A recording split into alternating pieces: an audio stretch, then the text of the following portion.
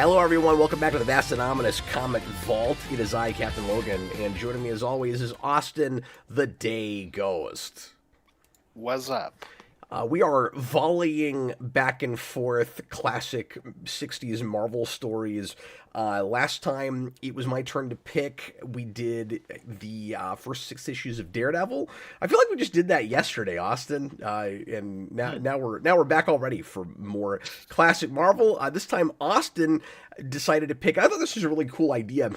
Several origin stories that are either first issues or first appearances in other books that most of them would then kind of serve like backdoor pilots, and then they would get their own books. A couple of these would take over a established title that was already going, and then continue that character in that title from then on, which was kind of common practice even before this. We obviously saw that decades before that with Batman and even Superman, kind of, because like Superman starts in Action Comics. And then it's like, oh, that's popular, and they just kept doing Superman. But Action could have been other things, but it wasn't. It was pretty much just Superman. But then with Marvel, you get it with Tales to Astonish and Journey into Mystery. And so most of these are origin stories in the absolute first time you see these characters in their own book, but some of them are not. And we're skipping a couple of the major ones just because we've done them before. So Austin did not pick Spider-Man, even though you're looking at a Marvel first book that has Spider-Man on it, just because I want us to be staring at one character for the next 20 minutes while we did preamble. I figured I'd put several of them up there instead of just who are we starting with? The first one's FF. First one's Fantastic Four. So yeah, which is funny because you can see that like really tiny at the bottom of this, but you're looking mostly at other characters. But anyway, so Spider-Man we're not covering tonight. I'm sure things about that will come up. Daredevil we just did last week, and then Doctor Strange. We've done. Yeah. Yeah, and I had to think about it because I almost didn't include FF, and then I went, I don't know that Caps actually reviewed the first issue of Fantastic Four, so I'll throw that in. Especially if I have, it's the start. It's been forever. I don't think I have. Mm-hmm. Yeah. No, I didn't think that you had done any of the ones that we're doing tonight, so. Yeah, so rattle them off, Austin. What are we covering tonight? So we got the Fantastic Four, Ant-Man, Hulk, Thor, Iron Man, X-Men, and the Avengers. Really interesting read doing all of these in rapid succession like this, and I know I like with this Marvel First thing that I'm showing. Right now, I don't own this. I don't have a collection that has several single issue origins like this, but or even like partial issue stories, because some of these are only like 12 pages. Most of them are full length issues, but there's a couple that aren't. But I don't have a collection like this, but it is kind of neat to read them all like this. Like now, I wouldn't mind having like a cool hardcover that had a lot of the single issue introductions. Just because it's a real nice, sampling of kind of the flavor and the variety of flavors of everything that Stan Lee and company were doing in the 60s. And the big takeaway, Austin, that I had from this is a variety, like I said, where we're just jumping all over the place with different types of stories. It's all, for the most part, except for Ant-Man, kind of superhero, but there's a lot of different flavors and different flavors of different types of comic stories at the time. I know you've got a lot to say about that. And then it's also... it also struck me just how like fun and exciting and original all of these feel conceptually. Like I found it really easy. Like obviously I'm familiar with all this stuff, but I found it really easy to put myself kind of in the time and place and go, boy, if I was a kid in the 60s, this stuff would have been mind blowing, and it's the easiest way to tell why this stuff has continued to endure. Yeah, for It's sure. like, oh, Well, and it this is was that always, good back then. Like, there's yeah, and really silly, goofy stuff in this, obviously, yeah. but oh my god, the imagination was off the charts. And so when we say House of Ideas, it was true back then. Mhm. Yeah, exactly. And this, in a lot of ways, is my era of Marvel because it's always my starting place for all this stuff. Like, Ant-Man is the only one of these issues I'd never read before, just because I've not read like any Ant-Man outside of Team stuff, and like everything else, was like my starting place with these characters. Like Iron Man, Hulk, X-Men. I read, long time ago now. Same with Avengers. So it was really fun just coming back to this stuff because a lot of it, again, I just hadn't read in a while. FF I read not that long ago. Like that probably would have been like a couple of years ago, but uh, the rest it's been a long time. Austin, is that because you've always had that mentality of, like, with TV shows and things, you always want to start at the beginning, even if things are kind of episodic and you don't necessarily have to do that? Because I know you have a proclivity for liking to start things at the start. Well, DC I'll just jump around because like it's easier to do that with DC, but with Marvel, especially just I really like this period of Marvel. So like I know a lot of like some people, will go back to it and maybe have a hard time reading it. Like it's very easy for me to pick up like a Lee written issue. So some of it's also just like a flavor thing of just I kind of know what I'm getting into, and I know it'll either be what I'm expecting and like the root of the character, or it'll be interesting in that it's not, and it will feel like it's missing elements.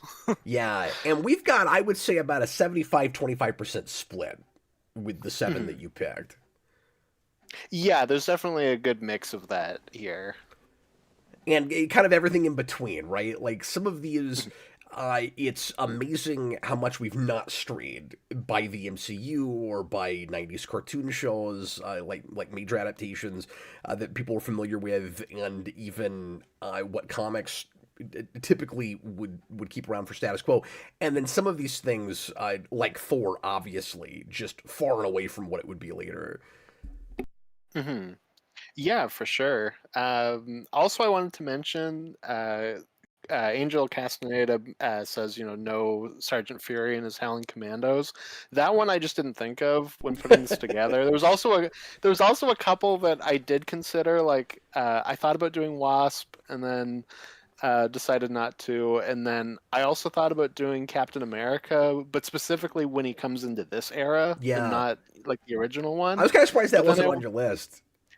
my issue with that is that Avengers issue 4 kind of like tags off of issue 3. So I was like, it'll be weird to only talk about 4. And at some point, I would like to go back and do a couple more Avengers issues. So I was like, we can cover it another time like that. Yeah, like, it makes sense to not be totally completionist with this, because also it would have Mhm. just been too much to read. It'd be hard to keep it all in Yeah. your head, and you wouldn't have time to talk about everything. So I thought this was a good manageable number, and making Mhm. sure we've got a lot of the major stuff that we haven't talked about yet. It also kind of looks like, regardless of a couple things you skipped, it will feel a little bit like a comic phase one, because I like that we're ending with Avengers. I realize that MCU Phase One didn't technically end with Avengers, but just go with me.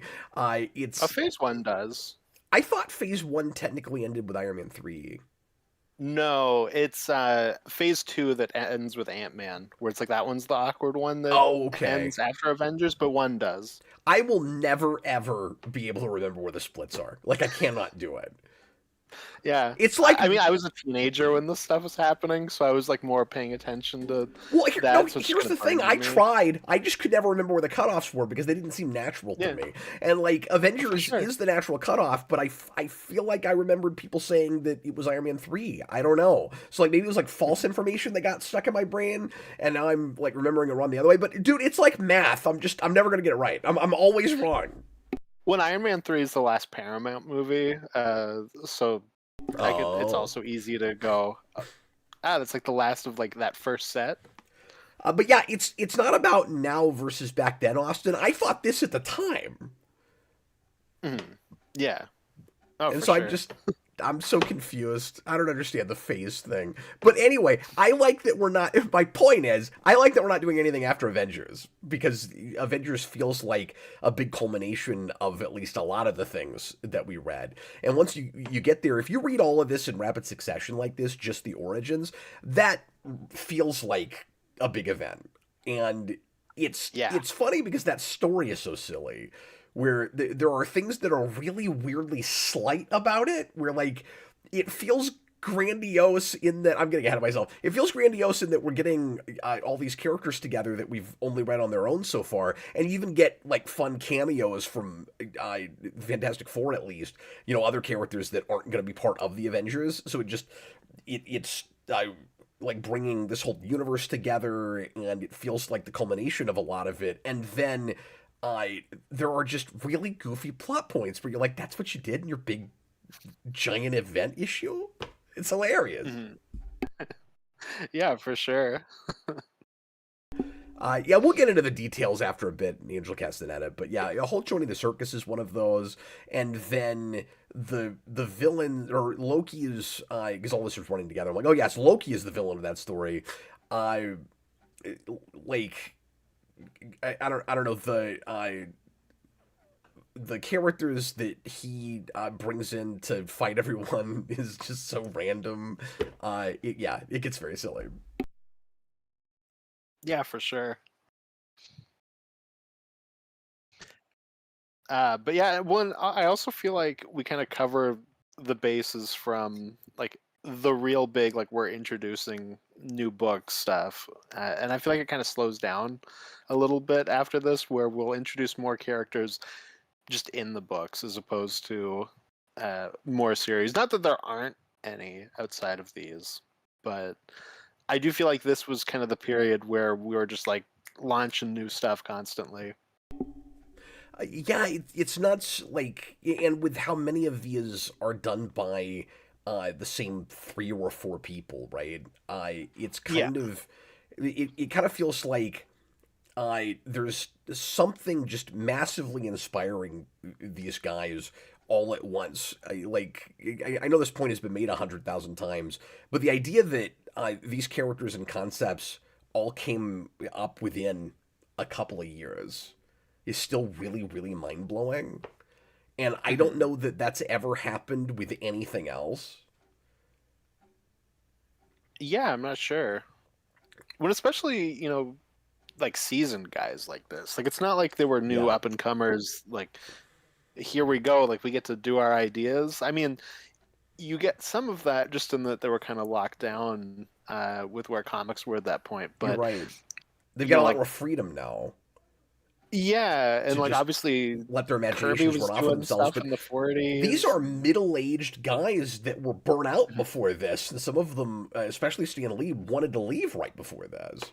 Who was talking Mhm. about leaving as this happened. Yeah, yeah, exactly. And I then it just all clicks. and it continues the trend that we saw with Daredevil that for not all of these, but for at least some of these ongoings, their first issues will be some of their best stuff. And then some of them will be kind of lackluster after that and will fumble a little bit until different creative teams get on them. And so it's like uh, Stan Lee and maybe Kirby to a lesser degree, but in Ditko, but like those guys are always doing like really solid work. But I feel like Stan Lee would get real excited about the initial concept. I oh, it's the blind lawyer. Oh, the X means that they have an extra power, and then after that first issue, oh, now we got to keep telling stories with these characters. Okay, Yeah, well, I do think we have a good spread of what I've always said, which is good Marvel Origins are just Twilight Zone episodes, where absolutely. you have like, especially your big kind of ending, and a lot of them almost don't feel like you would continue as like a superhero thing. Like obviously there are ones that both have that and do feel like they could continue. But then there's others where it's like, this could just stop here. Like it doesn't necessarily need more. Well, we'll have the one that's not meant to be a superhero at all and just gets repurposed after that, Mm. Yeah, exactly. which is very odd. What characters I because that's an interesting point you're making, Austin, that I hadn't thought of. Which of these, and then we'll start getting into this kind of linearly. I thought we would just go one by one as we're looking at panels. Yeah, that makes sense to me. Which of these would you say it feels less like it wants to continue and is more of like a one and done, almost O. Henry kind of story? Obviously, with the exception of Ant-Man, I've always thought Iron Man kind of has that where he walks off sad into the jungle at the end. Like that Oh has yeah. always felt to me like that doesn't necessarily have to continue. I've always kind of had that sense from Spider-Man as well. Like that's such a completed story that it doesn't really need more. Um, you could make an argument for Hulk, but at the same time, I also feel like that issue kind of ends like, and now we're going off to more adventures in the same way that the FF do. Well, and that So makes like that sense still because has that. the two examples that you mentioned are both characters that start in other books that weren't necessarily meant to continue.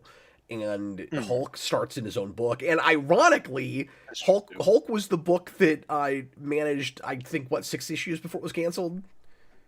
Yes.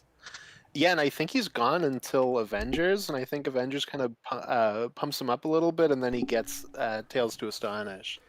Yeah, that's a thing that I sometimes forget about, and I think a lot of people do, especially because Yeah. we go back to legacy numbering at some point with Hulk, and so it kind of looks like a lot of the rest of these. It just goes for 400 or 500 issues, but it doesn't. Like Yeah. it goes to another volume, very very shortly.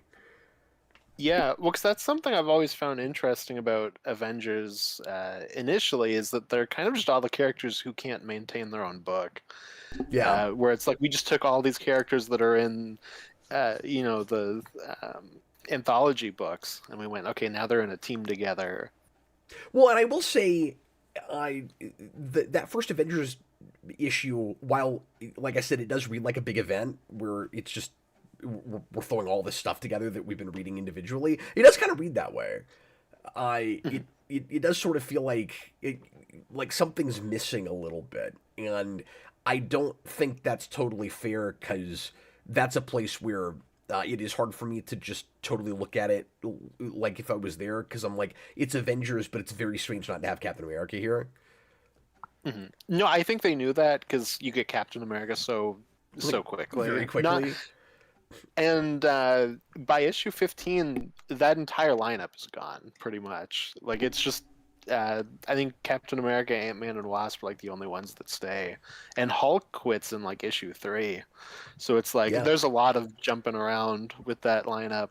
it feels like almost too small of a team, given that I again it's all these individual characters that have their own books, and it's like wow they're all going to be on a team together, and it's not really any bigger than the Fantastic Four.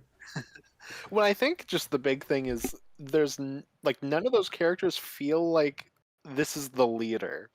So like That yeah. that's the big thing that it's kind of missing is that there's no one that you're like, okay, this is the person that's going to command everybody.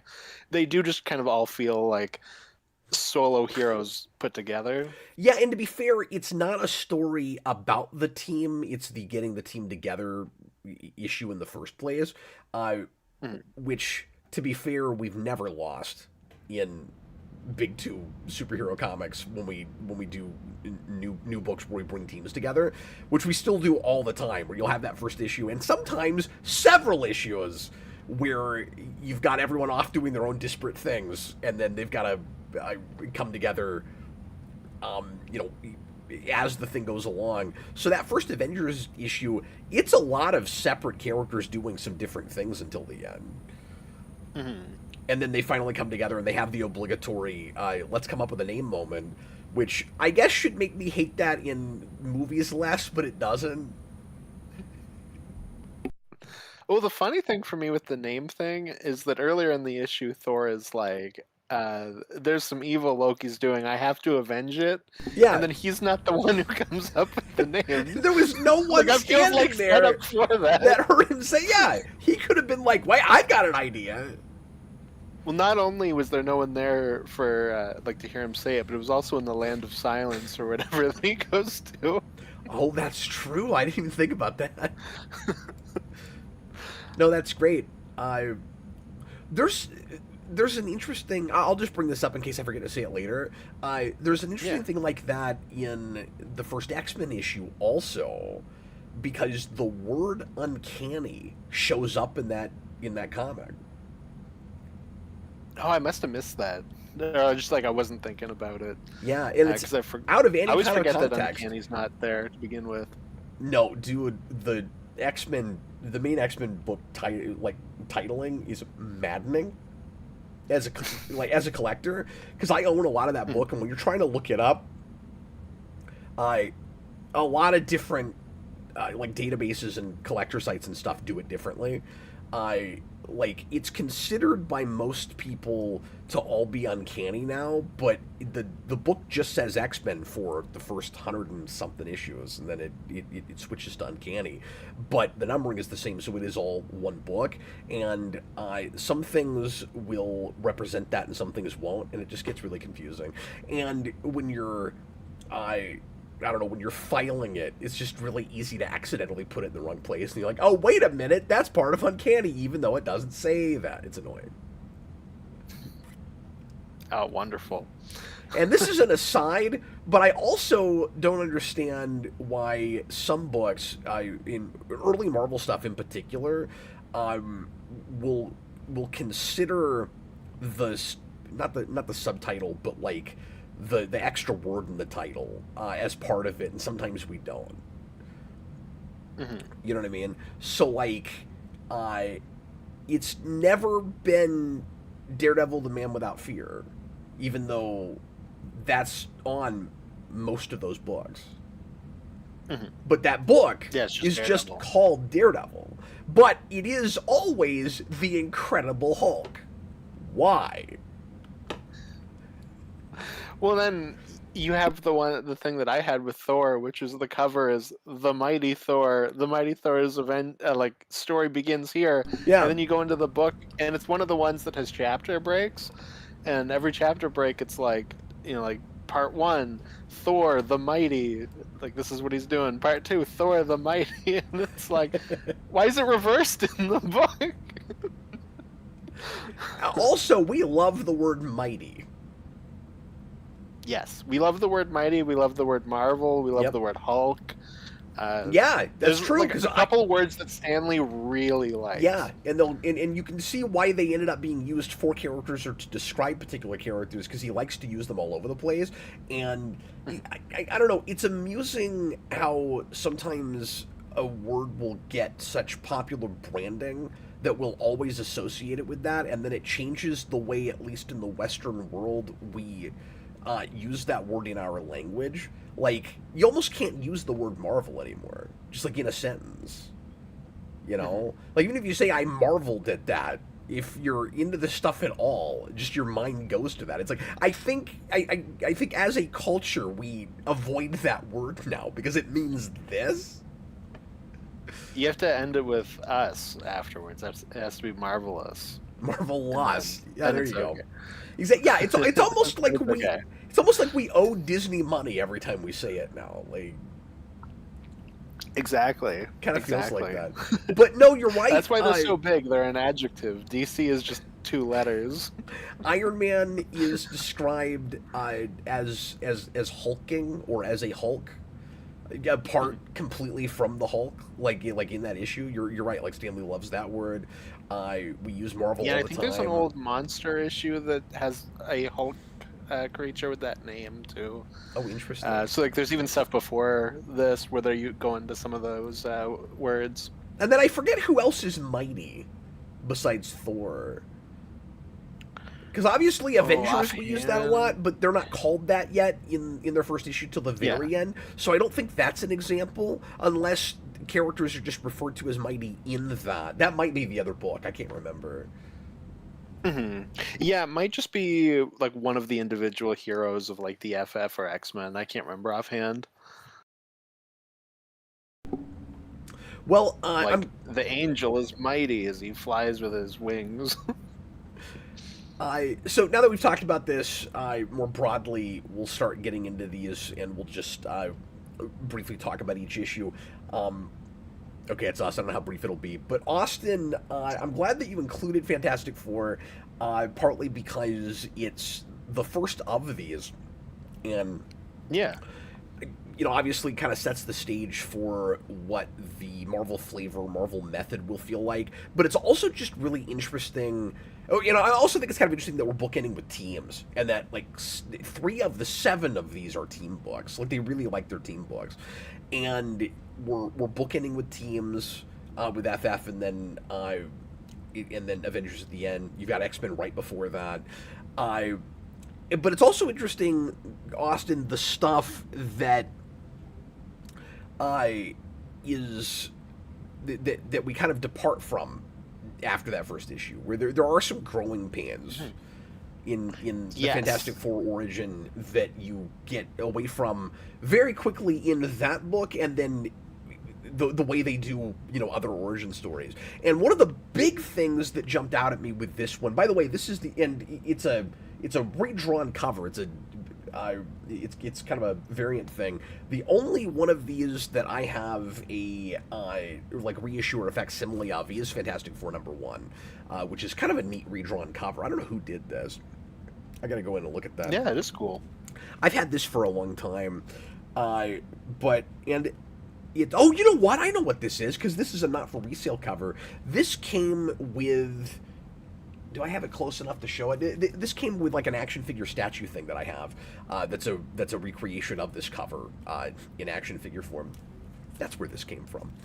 Anyway, I digress. But the big thing that surprised, or one of the big things that surprised me that I didn't remember, because this and X-Men I think are the only one of these that I've ever actually read cover to cover, Austin, and I did not remember that we're not starting Marvel in real places. Yeah, we're in Fantastic Central Four City. start in Central City. You're just waiting for the Flash to show up. Well, it's also funny if you continue FF, because there are, like you said, a couple of growing pains, and I think it's issue 3. It's the issue that first brings in Submariner. Johnny Storm is sitting on the couch reading Hulk issue 1. Oh, that's crazy. So they don't. So they So don't it's think like they don't even know yet. that it's going to be connected yet. Yeah. Which is funny because Stan Lee always kind of talks about it as if it was sort of the plan from the beginning. I always wonder if he just sort of remembers that wrong, or if what he means is just like after the initial like couple 3-4 issues they made, where it's like very quickly we realized, oh, we have all these books and they could exist in the same universe. Yeah, and I mean Stan Lee can also be like a bit of a used car salesman, Yeah, but right. like There's that too. there is definitely like it takes them a second to realize that's what they're doing, and then it's the Marvel world. Then it's like, yeah, that's where we start with all these characters. It's also But important. FF's to note, also the first one, so like it's easy to not realize that's where you're going with it.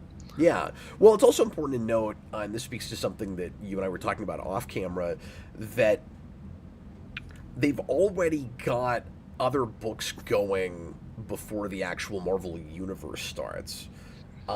So they're timely before this. I think a lot of people think of Marvel as just cleanly starting with Fantastic Four #1, which isn't really what happened. Yeah. And again, we're going to talk about a couple of origins today that start in books that had already been going for a really long time before this. So like it doesn't this is a continuity starts with Fantastic Four #1, but like Marvel #1 is well before this, and again it's timely for years before this. Yeah, like Journey into Mysteries, issue 83, with the introduction of Thor. Tales to Astonish is what, 39? Yes. Yeah, exactly. So just a lot of these were just kind of already going. When it's funny too with starting with FF and ending with Avengers, because part of the why FF happened and then ultimately Marvel is Martin Goodman, the like head publisher, was like, "Hey, DC's doing this thing called the Justice League. We need a team of superheroes now." And obviously, the Avengers is kind of more in line with that of just taking all these different heroes that already exist and making a team, while the FF has to kind of start that. And isn't it interesting that they then do the Justice League thing also on top of this, not too long after this? Mm. with Yeah, exactly. with Avengers. There's so many other ways this could have gone if you think about it. Like, they could have worked their way backwards, where if Fantastic Four is popular and they go, oh, we can create this continuity. We've got Spider-Man. We've already put Spider-Man with Fantastic Four. What if we started giving the FF characters their own books? Like, it's kind of interesting that didn't happen, because that would have been a way to Yeah, do this. yeah, I think it's just Human Torch because he gets Strange Tales, Oh, I forgot and about then that. But none of them get eventually it their becomes him own in the straight thing. up titles. Like, you could have seen No. them, like, right away. You could have seen them doing some of that, at least, like, here's a Thing book or here's a Mr. Fantastic book. You could have seen that happening instead of some of the things that they created. Hmm. Yeah, for sure. No, they could have like just leaned really heavy into just, oh, the FF is the big thing. Uh, here's their solo books. Here's obviously it didn't exist, but I was gonna say like the Herbie spin-off, but you know what I mean. Here's the Doctor Doom book. Yeah, or like they give the Fantastic Car a AI and then they give it its own book. Yeah, there you go. There you go. Which they don't have here. They have a private jet. Yeah, I think it's easy to forget how popular Fantastic Four was for them. Like, they like to sometimes on covers of other books compare their books to Fantastic Four and He be was the like, big seller. and be like, if you liked that, you'll like this, or from the same people who made Fantastic Four, and like it's just as weird or weirder than Fantastic Four. And then, ironically, you shoot to decades after this, and Fantastic Four, except for like major keys, seems to not sell super well, and has not been a thing that they've done a great job since, like, not to get too much into modern stuff right now, but since like the early 2010s of selling. And I think Silver Surfer and Galactus have massively eclipsed the popularity of Fantastic Four. Well, even if you go back to the letters pages of old Amazing Spider-Man, when Ditko was on the book, there's a lot of like little asshole kids that are like, the art of this book sucks. Why can't it be like Fantastic Four and Jack Kirby? Or like the FF will appear in it, and they'll be like, they're dishonoring Jack Kirby by letting Steve Ditko draw these characters in this lesser book. That's hilarious. We need to do a show on old letters pages. I love that. I love letters pages. I've always wanted to do more of that.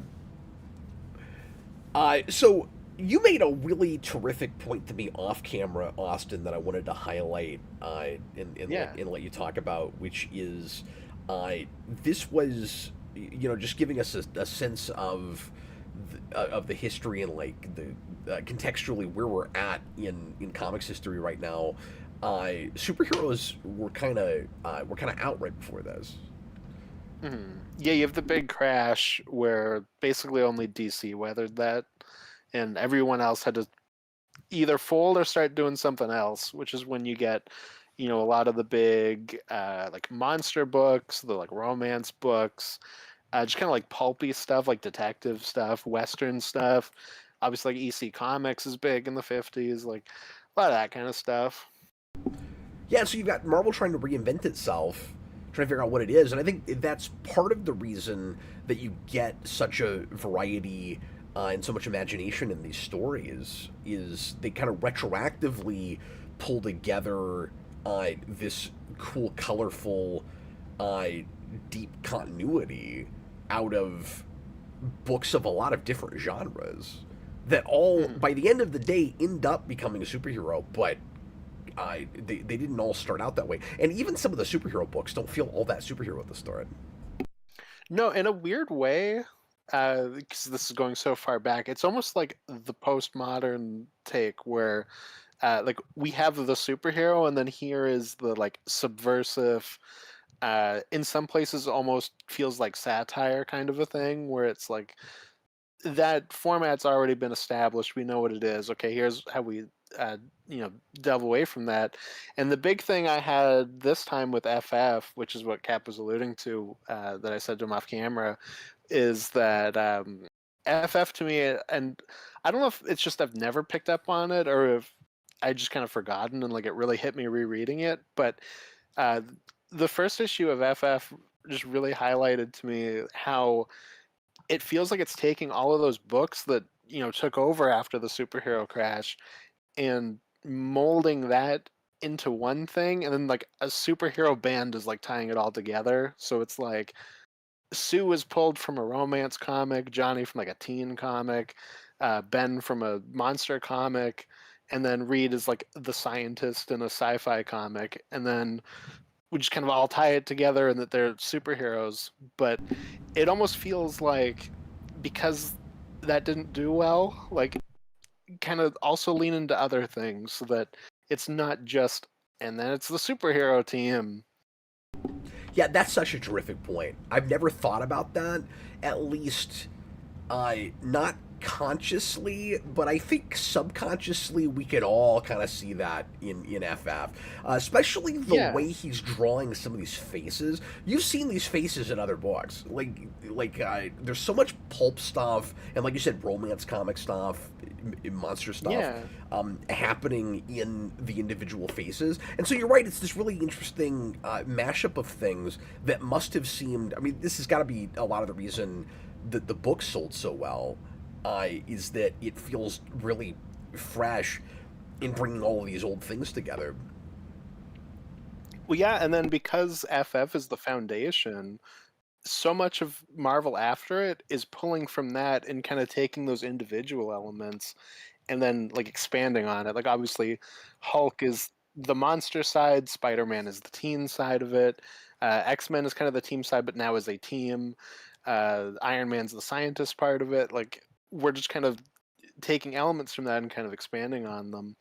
And that's something I always thought of as Spider-Man, where you get like Flash Thompson and his group of friends, and they're like Archie and the gang, picking on our Peter Parker. So it really put me in a time and place going back to this stuff and going, oh, okay, like this is kind of where this existed in the moment, and I'm sure that's part of why it felt so fresh. And I think especially because we're so far removed from this period, it's sometimes harder to think about it in relation to what was happening in comics at the time. Well, that's what I was going to say, Austin, is the satirical element that you mentioned, I think, is lost on us a lot now, going back to this. I Mhm. think it's probably easier to appreciate how these things, I mean, this goes without saying maybe, but how these things would have read to an audience then, if you look at some of the things that both companies were publishing, uh, 4 or 5 years before this. Mhm. Because you're right, it is subverting all of the classic superhero tropes, but Marvel got so popular and was so much more character driven and compelling to people that it became the norm. And to this day, I this is much more of I like what we think of as the genre. And so at the time, it's real, like you said, kind of.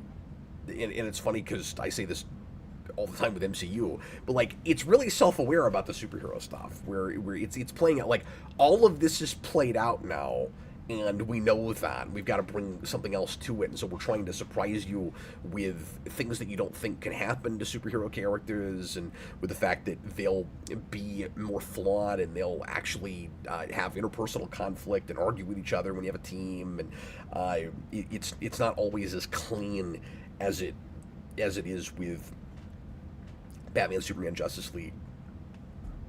Hmm. Yeah, for sure. And I mean, it's something that DC struggled with for a long time is how to compete with that and taking elements from that without losing their own voice at the same time. Well, we talk about this all the time that for decades after that, going all the way up to now, arguably, they're both companies in various ways are chasing each other all the time. Where Hmm. like Yeah. very often DC wants to be Marvel, very often Marvel is trying to tap into at least certain things that DC has done well at different points. And I'm not saying that either of them has to necessarily stay in their lane. Like some of the best, more modern runs of DC things, have been things where arguably they're doing it a little bit more in the Marvel way. But I do think it's really interesting how Marvel's success really monkeyed with the identity of both companies. Hmm. Yeah. I mean, it changed the business. I could. This is not a perfect analogy, but I'd never thought about this until you mentioned that you had kind of a superhero crash, and the only thing that weathered it was DC.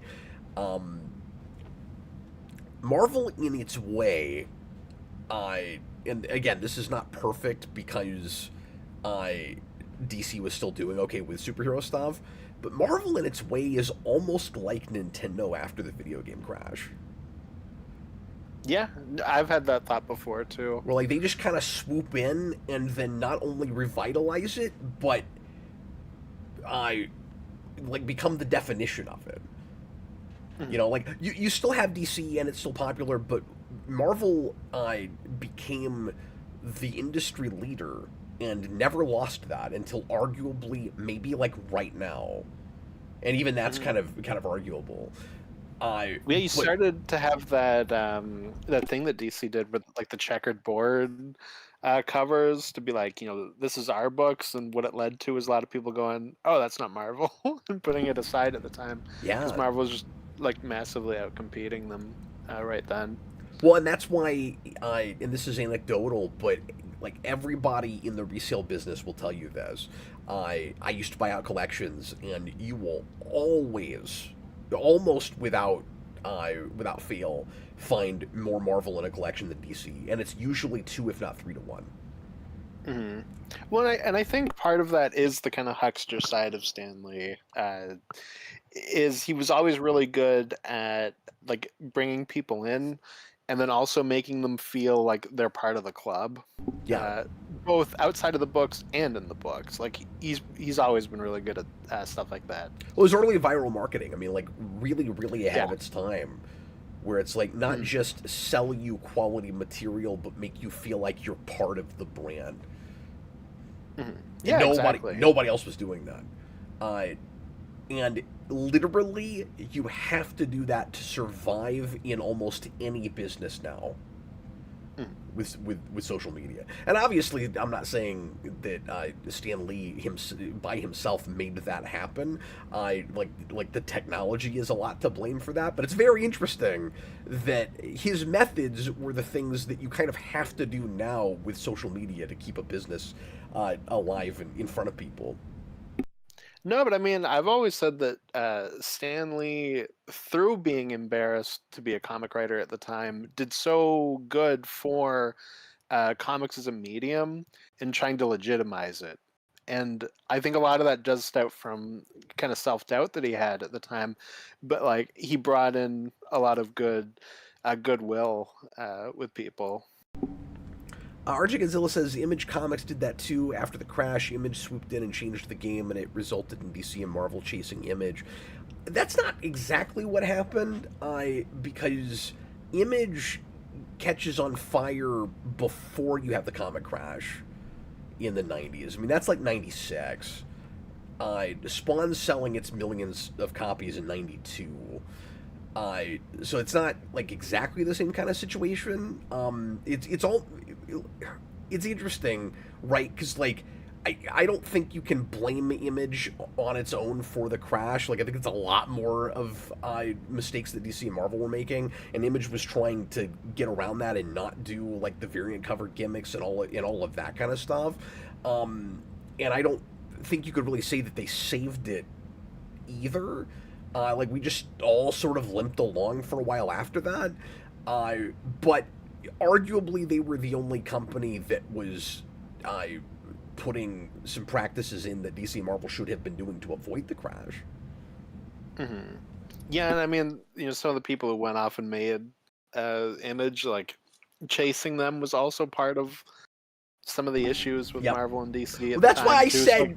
it's That's very muddled. It's very that's why I said I complicated. don't. Yeah, that I don't want to blame them. But if Image had never been No, formed, would that have happened? I don't know. That's a Yeah, question.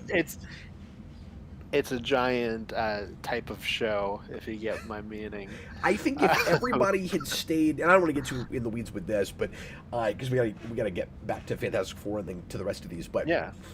if Liefeld, McFarlane, Jim Lee, et cetera, had stayed at the companies they were at and played nice and just done what they were told, I think, and I'm not saying that I wish that had happened, of course, by any stretch, Yeah. I it might have staved off the inevitable a few years longer. Yeah, But possibly. I do think it probably was inevitable.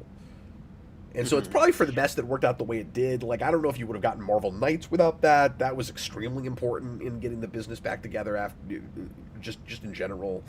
Uh, if you Yeah. had that, I don't know that Marvel wouldn't have stayed in bankruptcy. Yeah. No, and I mean, Image eventually becomes a great company. Like, I don't love early Image, but it eventually, I think, panned out to be what it was made to be. Yeah, So, no, absolutely. Well, and I like what I like about early Image. Almost none of it is good. no, that's fine. But Fantastic Four. Yeah. So what else jumped out at you in the origin as like just things that maybe you'd forgotten about or stuff that's interestingly inconsistent with Uh, what we do later? so I don't have like a ton of that just because it's the one that I read the most recently out of all of these. Um, but I guess I'll throw out, like, I do think the FF's origin does fit the Twilight Zone kind of nature of it, of Totally. Marvel Origins. At the same time, I still kind of have that. I don't think it has enough of an overall story to make a superhero movie. I think you can make a cool movie out of the Fantastic Four's origin. I just don't know if it's a superhero movie. Um, and it's interesting, and some of these books have this, and Fantastic Four really has it, where you can tell a lot of the books that they're doing are short, uh, like fiction, where you kind of have essentially two short stories that like build up that first issue of Fantastic Four, where it's like, here's the origin one, and then here's the Mole Man story, and they're not really connected, but like they're together, and that's just kind of how they format things. So we talk about this. We've been bringing this up as a suggestion for things maybe too frequently, Austin, but I think it works here too. I I just had this thought. If you Yeah, were going to just squarely make a Fantastic Four origin movie out of this and you still keep it superhero, I think the way you do it is the Donner Superman way. Hear me out. sure. I think it's another one of these 3 act almost vignette kind of stories where Yeah. you've got the first act, which is the scientists and friends steal a spaceship and go into space. And by the way, I had forgotten about that. In this issue, they break the rules to go to space. They're not actually supposed to do that when they do that, which is a big thing that Trank actually keeps in Fan Four Yep. Stick. And then the middle section is that body horror thing that Trank was trying to do, where where they've gotten their powers, they come back to Earth, and it's kind of horrible at first, and you do the kind of horror film, stuff in the middle, and then once they've come to terms with their powers and they figured themselves out, you do a third act, which is you fight the big monster. I Yeah, actually don't and I think it's think that hard. no, and I think you kind of need a mole man for this as opposed to a Doctor Doom, because we always try to do it with Doctor Doom and it doesn't work. You're Mole doing Man too is much too perfect, early, and which is yeah. kind of ironic because there's not a lot of meat on the bone for the Fantastic Four origin in stretching it to a whole movie. So the conventional wisdom is go to their most popular villain. That's not. I don't think that's the way to go. No, and trying to connect it just makes you connect their origins, and I don't think you should do that. But and I get that comes from Ultimate, so that's also why they do that. Sure, sure. But yeah, I think you need a mole man for this issue where you have an element of adventure because he's something that is completely unknown and has like his own kind of domain, if you will. So there's like a place for them to go and adventure to, and he's not especially deep, but he's got like an interesting and different look and kind of feel to him. So like he's memorable at the same time, even if he's not an especially deep villain. So like I think he really works for this origin. Well, and there's immediate parallels that you can make because Fantastic Four stories very often tend to be about misfits and outsiders. Obviously, Marvel stories in general very often are about that, but you've got an obvious parallel with Mole Man and The Thing. And to a lesser degree with all of the FF, in that they are kind of like weird and deformed now, and they're accepted because they're superheroes, but they actually remember a time when they were just regular people and even maybe like really pretty attractive people, and so Mole Man has more of a chip on his shoulder because he gets made fun of for his look all growing up, so he goes, fine, I'm just gonna go off and become the king of my own domain. Mhm. But even with that, like you still have an element of they go to a place and then that leaves them uh, as like some sort of monster or freak, because Yeah. Moment's just kind of ugly, and then he goes off. I think it's in like the Arctic or something, and then like that's when he falls into like the underworld, if you will, and he becomes more of like a mole-like creature where he's like blind and he's got mole powers. He's got the Daredevil radar sense. Yeah, which is hilarious. He's just got Yeah, Daredevil's power set, sort of. yeah, exactly. And then yeah, and then you also have like his big monster characters too that are also interesting. And going back to some of those old monster comics and just stuff that Kirby's really good at doing. So just really playing into his strengths too. Yeah, I don't think we can overestimate how totally different this book was. Hmm. Yeah, well, even to the point that they don't have costumes, and then obviously fans complained about that, so eventually we do get costumes, but Yeah, so like they weren't even it's like intended issue yet to 3 or necessarily something. have costumes. No, I don't think they had any plans for them to have costumes, but you had people writing in that were like, "This book's amazing. I love all the characters. Give them costumes, or I'm gonna drop it." Yeah, you could almost argue that it's not even exactly a superhero book yet by the end of the first issue, because like yes, they go off and they are technically doing superheroics, obviously, but some of the classic tropes are missing. You don't have suits, and it reads a lot more like a sci-fi adventure book. Mhm. Yeah, and I know Kirby Like did it's got much more of Challengers like a of the Unknown, Forbidden I think, Planet before thing going this. on or something. I'm sorry, go ahead. Yeah. No, I was gonna say, I think Kirby did Challengers of the Unknown before this, and obviously there's some parallels between them. But like Yeah. it does have just a well, even with Mole Man, like his whole thing is he's like, I'm gonna journey to the center of the earth. Like that's some of the stuff that we're looking at, as opposed to I'm gonna go out and fight a mugger. Well, and with all of these, there's a lot of derivative stuff where you could point to other contemporary concepts at the time that they're riffing on and kind of full on stealing, but they always find ways to make them their own. Mhm. And I think a lot of the like thematic and character elements that wend their way through a lot of these books also help to give them um, an identity apart from the things that they're inspired by. Hmm. Yeah, Also, just in terms of things that they hadn't found exactly yet, Yeah. you obviously have a very different design for the Thing. Like he's obviously still an Orange Rock Man, but it's not exactly what he'll be uh, moving forward. We'll slowly find that design, and also No, the way we draw. he's not charming yet. Like he's not Yeah, lovable yet.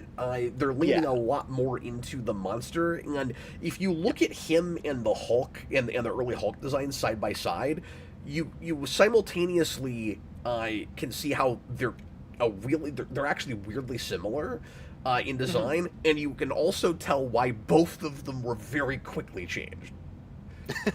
Yeah, for sure.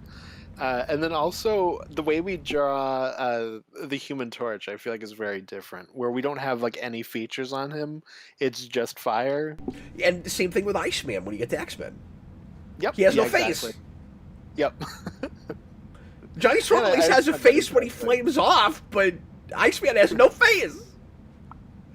Yeah. No. And eventually we'll draw him so that he won't just look like humanoid flames. We'll try to make him look more like a guy that's on fire. I mean, that first issue probably looks more realistic for what a man on fire looks like. But you know what I mean, like a more like cartoonist version of doing it. Now, I have heard people say that early FF was difficult to get into because the characters just kind of like snap and bicker at each other all the time. And I can definitely see that complaint with this. I didn't remember that, but again, I think I'll say this real quick. I think that there's kind of some overcompensating going on to tell the audience interpersonal conflict is possible and okay in these books, and there will be like real human drama as opposed to just good versus evil. We go fight the bad guy at the end. And I think it's also really interesting how often characters in these books are talking about one-dimensional evil people. Like the word evil comes up a lot. Like it's still superhero comics that know the difference. Like there is a sense of morality, especially knowing that there are children reading these things. But the main characters themselves are never talked about as being perfect good angels. Like I don't know that the word good is ever used for any of our main characters, but the word evil is used for antagonists frequently. I just think that's kind of interesting. Hmm. Yeah, for sure. No, I mean, it's a big part of Marvel's thing is like the very just troubled hero. Somebody that's got their issues, and you can kind of pin it down usually to, this is this person's issue, this is that person's issue, and Well, you start from a you don't really tragic have as place, much and of then a you villain. use that Yeah. to be endearing in some way. You also have a thing, and we'll kind of get more into this as we go. And there's a little bit in FF, which is uh, the Cold War of it all, where there are certain books that are super aware of that, and So then there's much. other ones where you can read it and not even realize that's happening. Yeah, well, anything that's dealing with the atomic bomb or radiation. Mhm. Yeah, and you get a little bit of that here where they're talking about the space race with their rocket, and there's that bit where Sue's like, do you want the commies to beat us, Ben? Yeah, Like, you need to fly the ship."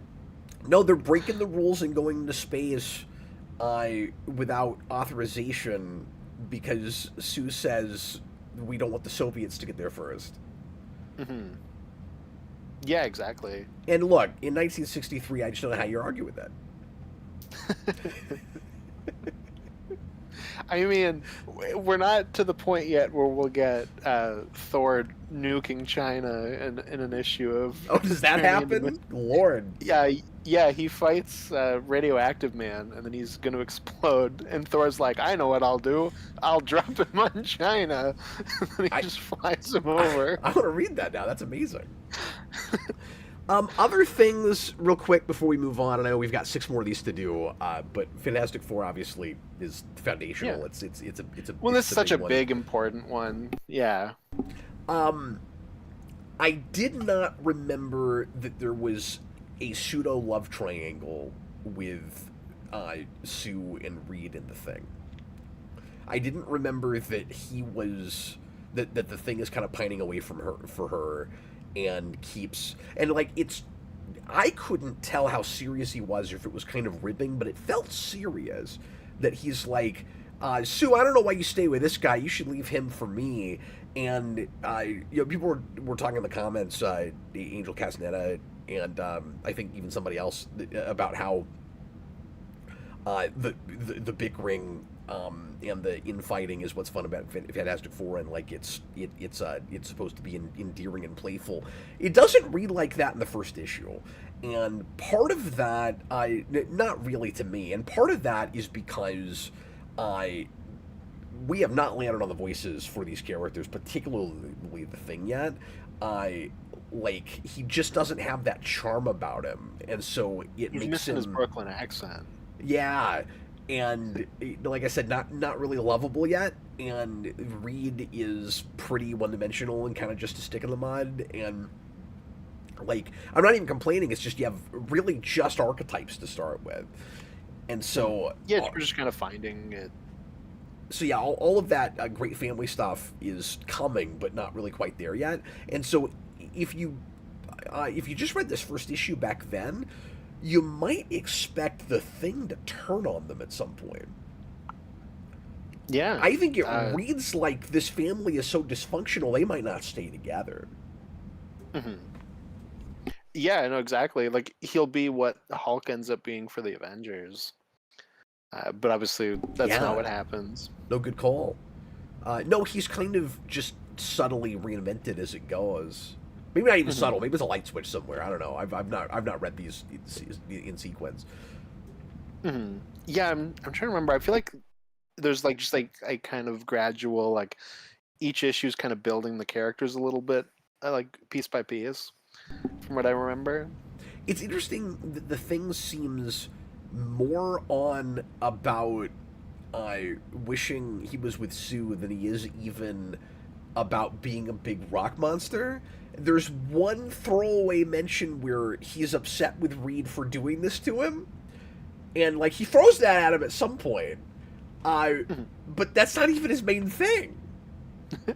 It was interesting to see that is still there from the start. Yeah, yeah. No, very true. Well, and another thing too, especially going back, so many of these early Marvel books have that love triangle thing. Like we talked about this with Daredevil, where like even reading that, I'm like, oh, this just kind of feels like Stan Lee kind of tropey. It's like you have that a little bit there, and it doesn't take over, so like it doesn't really bother me. But and we just kind of ease that out. But it is definitely the start of just certain things that he likes to go to quite a bit. Angel Castaneda says Johnny leaves the team in the early issues, which I didn't know. Yeah, I either forgot about that if it's in some of the stuff I read, 'cause it's been a bit, or I didn't get there because I didn't get super far. I think I read like the first 10. And RJ Godzilla says Ben Grimm eventually becomes Jack Kirby. That was the that was the key. That was the sweet spot. Once they found that character. Yeah, exactly. Once he starts calling himself the ever-loving Thing, we're good. So let's make sure to get our order right. It's Fantastic Four, and then is Spider-Man the very next thing? No, the very next thing is Ant-Man, and then Spider-Man. So it is Ant-Man Actually, before Spider-Man. I can pull up the list, but I think it's Ant-Man and then See, Spider-Man. I couldn't find a list. The only things I could find were like every character you've ever heard of in publication order. I could not find just this. Yeah, there's a list of Marvel hero debuts on Wikipedia that I was looking at. Fantastic Four, It was just more Ant-Man, extensive Hulk, than I and wanted to then deal with right then. Spider-Man. Okay, yeah, so it's it's Hulk before it's Spider-Man. those three and then Spider-Man. Yeah, exactly. Okay, interesting. Tyler says he thinks Johnny leaves the team to find Namor, but then like how long is he gone? Oh, okay. So, if it's like when Namor first starts, Because that doesn't sound like which is funny because would give up on the team. It sounds like he'd just go do a side mission and come back. But I've not read it. which is funny because when Hulk leaves the Avengers, the next issue, he and Namor are the villains. Oh. Okay, so that's in issue 3. That's when Namor's got amnesia. Okay, I think that's issue 3. Anyways. So then we get to Tales of to Astonish 27, which is a book that has other stories in it and introduces Hank Pym and Ant-Man, and it is, or not even Ant-Man, just Hank Pym, as a guy that comes up with an amazing serum that nobody believes he is a good inventor and can make anything that works. He has a very Doc Brown thing going on, and he shrinks himself and is like, oh crap, now what do I do? And it's Honey, I Shrunk the Kids, but with one person trying not to get killed, and then ants help him. And then at the end of the story, he says, this is a really bad idea, and he pours all the serum out, and then to never use it again, and does not become Ant-Man, and the end. Like, it reads like a what if before the character exists. It's crazy. Yeah, and I looked it up because we only read this one, but it's like 8 issues, I think, before he comes back. And that's when you get, like, the suited Ant-Man. Is it still in this book? Yep. Okay, cool. Yeah, because this will be the Ant-Man book, and then eventually the Ant-Man and Hulk book. But, yeah, he sticks on it. So explain where Wasp starts, because you said you thought about maybe doing hers, and I didn't even know she got her own individual origin. Well, that's why I ended up deciding not to. Is she does just start in Ant-Man, but it's it's like 8 issues after this, he becomes like Ant-Man, and then I think like 9 issues after that he gets Wasp. But I think Janet Van Dyne is there the whole time, I think, and then just eventually becomes the Wasp. And then I also wonder how long, and this is getting ahead of myself because this is more about what happens in Avengers, but I was surprised at like their kind of almost adversarial bickering relationship, and that they don't seem to have any kind of a romantic thing yet, and I wonder when that starts. Mm-hmm. Yeah, because Janet Van Dyne is like in love with Thor in early Avengers and really hates Iron Man, which always makes me laugh. Yeah. Yeah, I didn't remember that. Yeah, and that tracks. Like that carries for a bit. Interesting. Yeah, none of the female characters feel remotely like what they'll be later. That's not fair. Not especially. Maybe I shouldn't say remotely. Maybe I can say some of them remotely. I can say Jean Grey feels remotely like what she'll be later. I can say that. I mean, Stanley's. Well, he also just has a type with redheads, but yes, he does have like a specific, just female kind of voice that he puts on, and it's a lot of you can be on the team. But you're like making cookies for us when we're not fighting people, and it's like, oh. So this Ant-Man, or I keep saying Ant-Man, this Hank Pym introduction is just a kind of horror pulp story with a very happy ending, and the two big things that struck me about this are it's the most phenomenal artwork out of maybe everything we read. It looks really good. It looks really good. And the second thing is, it screams, we wish that we didn't have the comics code, but we're stuck with the comics code. Yeah, and I can see that. It does feel like, like a post-comics code and done by Marvel EC comic premise. That's what I was going to say, is if this is done in the 40s, this is not a happy ending. And I don't know why you would even want to tell this story if the end of it is, oh man, dodged that bullet. Better pour out all the formula. No Pym particles for you. Although I do kind of want to know why 8 issues from here he's like, you know what? Maybe that wasn't such a bad idea. I just need something to let me talk to ants.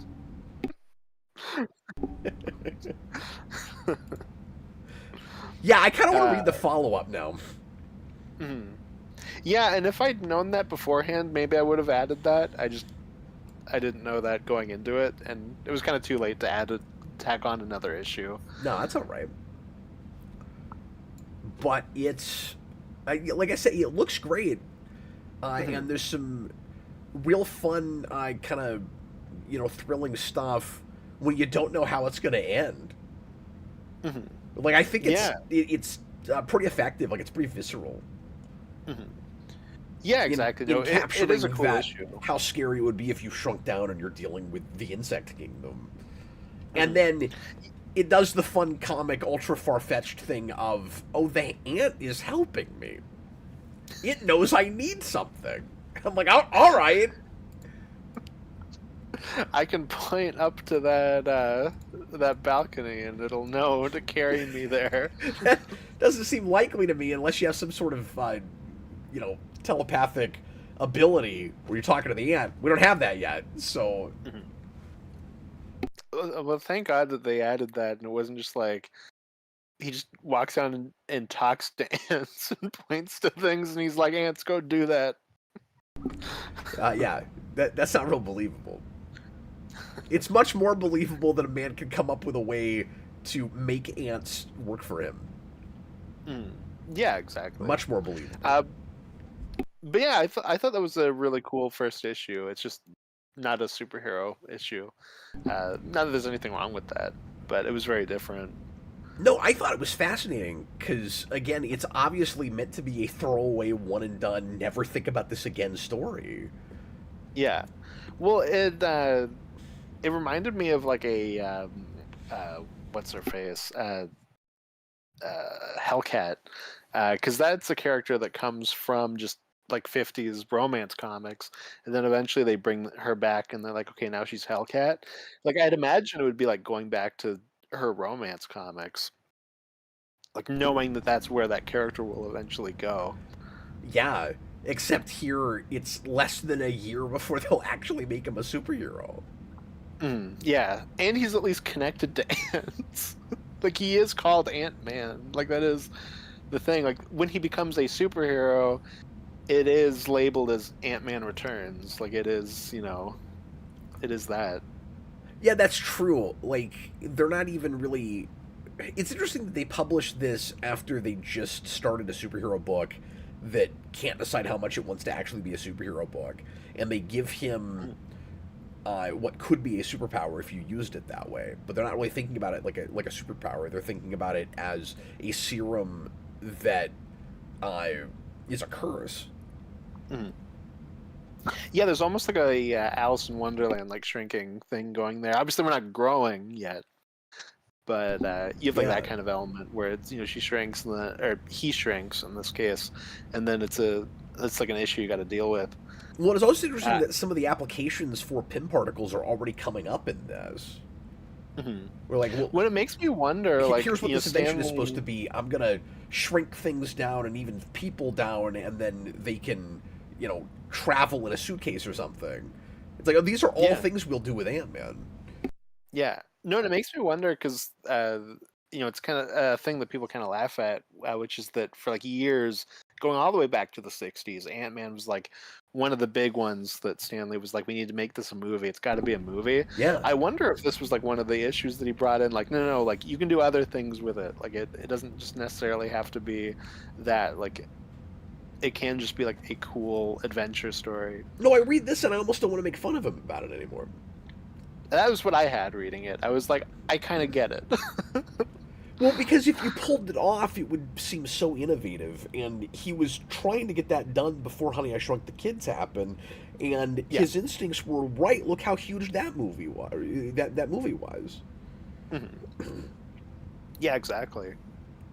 It's just that as a superhero, I it's always been BC tier. We've always thought of that as kind of a comedic character.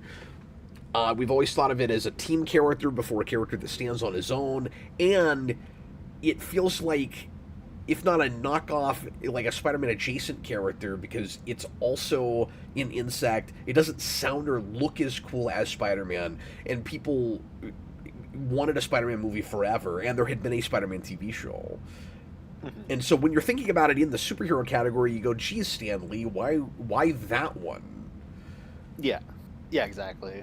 And then you also have to remember Stan Lee was, I think, secretly very early kind of sick of superheroes. And just sometimes the way he would talk about stuff, you could kind of tell that, like you said, he's a salesman, so he would lean into the popularity of this stuff. But behind closed doors, it's like, I just want to write the great American novel. And you could see that novel being about a guy that gets shrunk and has to deal with the insect kingdom. That Yeah, you can or make that a as man who surfs on his surfboard. yeah, you can make that as far away from both of those concepts, as far away from superhero as you could possibly get. Well, I think that's why FF was one of the big ones that he, very clearly cared about. Was just, it was an adventure book, Yeah. So, And Stan Lee had a lot of good instincts for things that seemed really silly, that retroactively, whether he was involved with it or not, actually ended up being really popular. Because I don't know if you know this, but Stan Lee had the idea of adapting Sentai to something like Power Rangers way before it happened. Yeah, I actually did know that. Like, he wanted to make Power Rangers. I've got a thing with that. I've got a thing with that. We'll get there. Is it the fact that X-Men reads like a Power Rangers book? It's that X-Men is a Power Ranger. It is. It's a Power. You had it too, huh? Because they're like 5 teenagers with attitude, essentially. Yeah, no, exactly. But yeah, that's kind of all I had to say with Ant-Man. I don't have like a ton to say on that. Sorry, I one, didn't mean to steal your thunder, cool. but I had that while I was okay. reading that. I was like, wait a minute, 5? This is the proto Power Rangers. Yeah, no, exactly.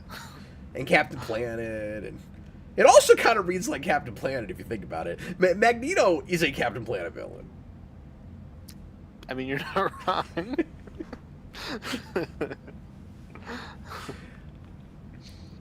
Okay, so then we get to Incredible Hulk, and I guess, again, this would be the very next thing, or...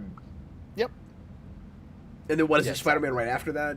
Is that what we said? And then it's Spider-Man, and then Thor, yeah.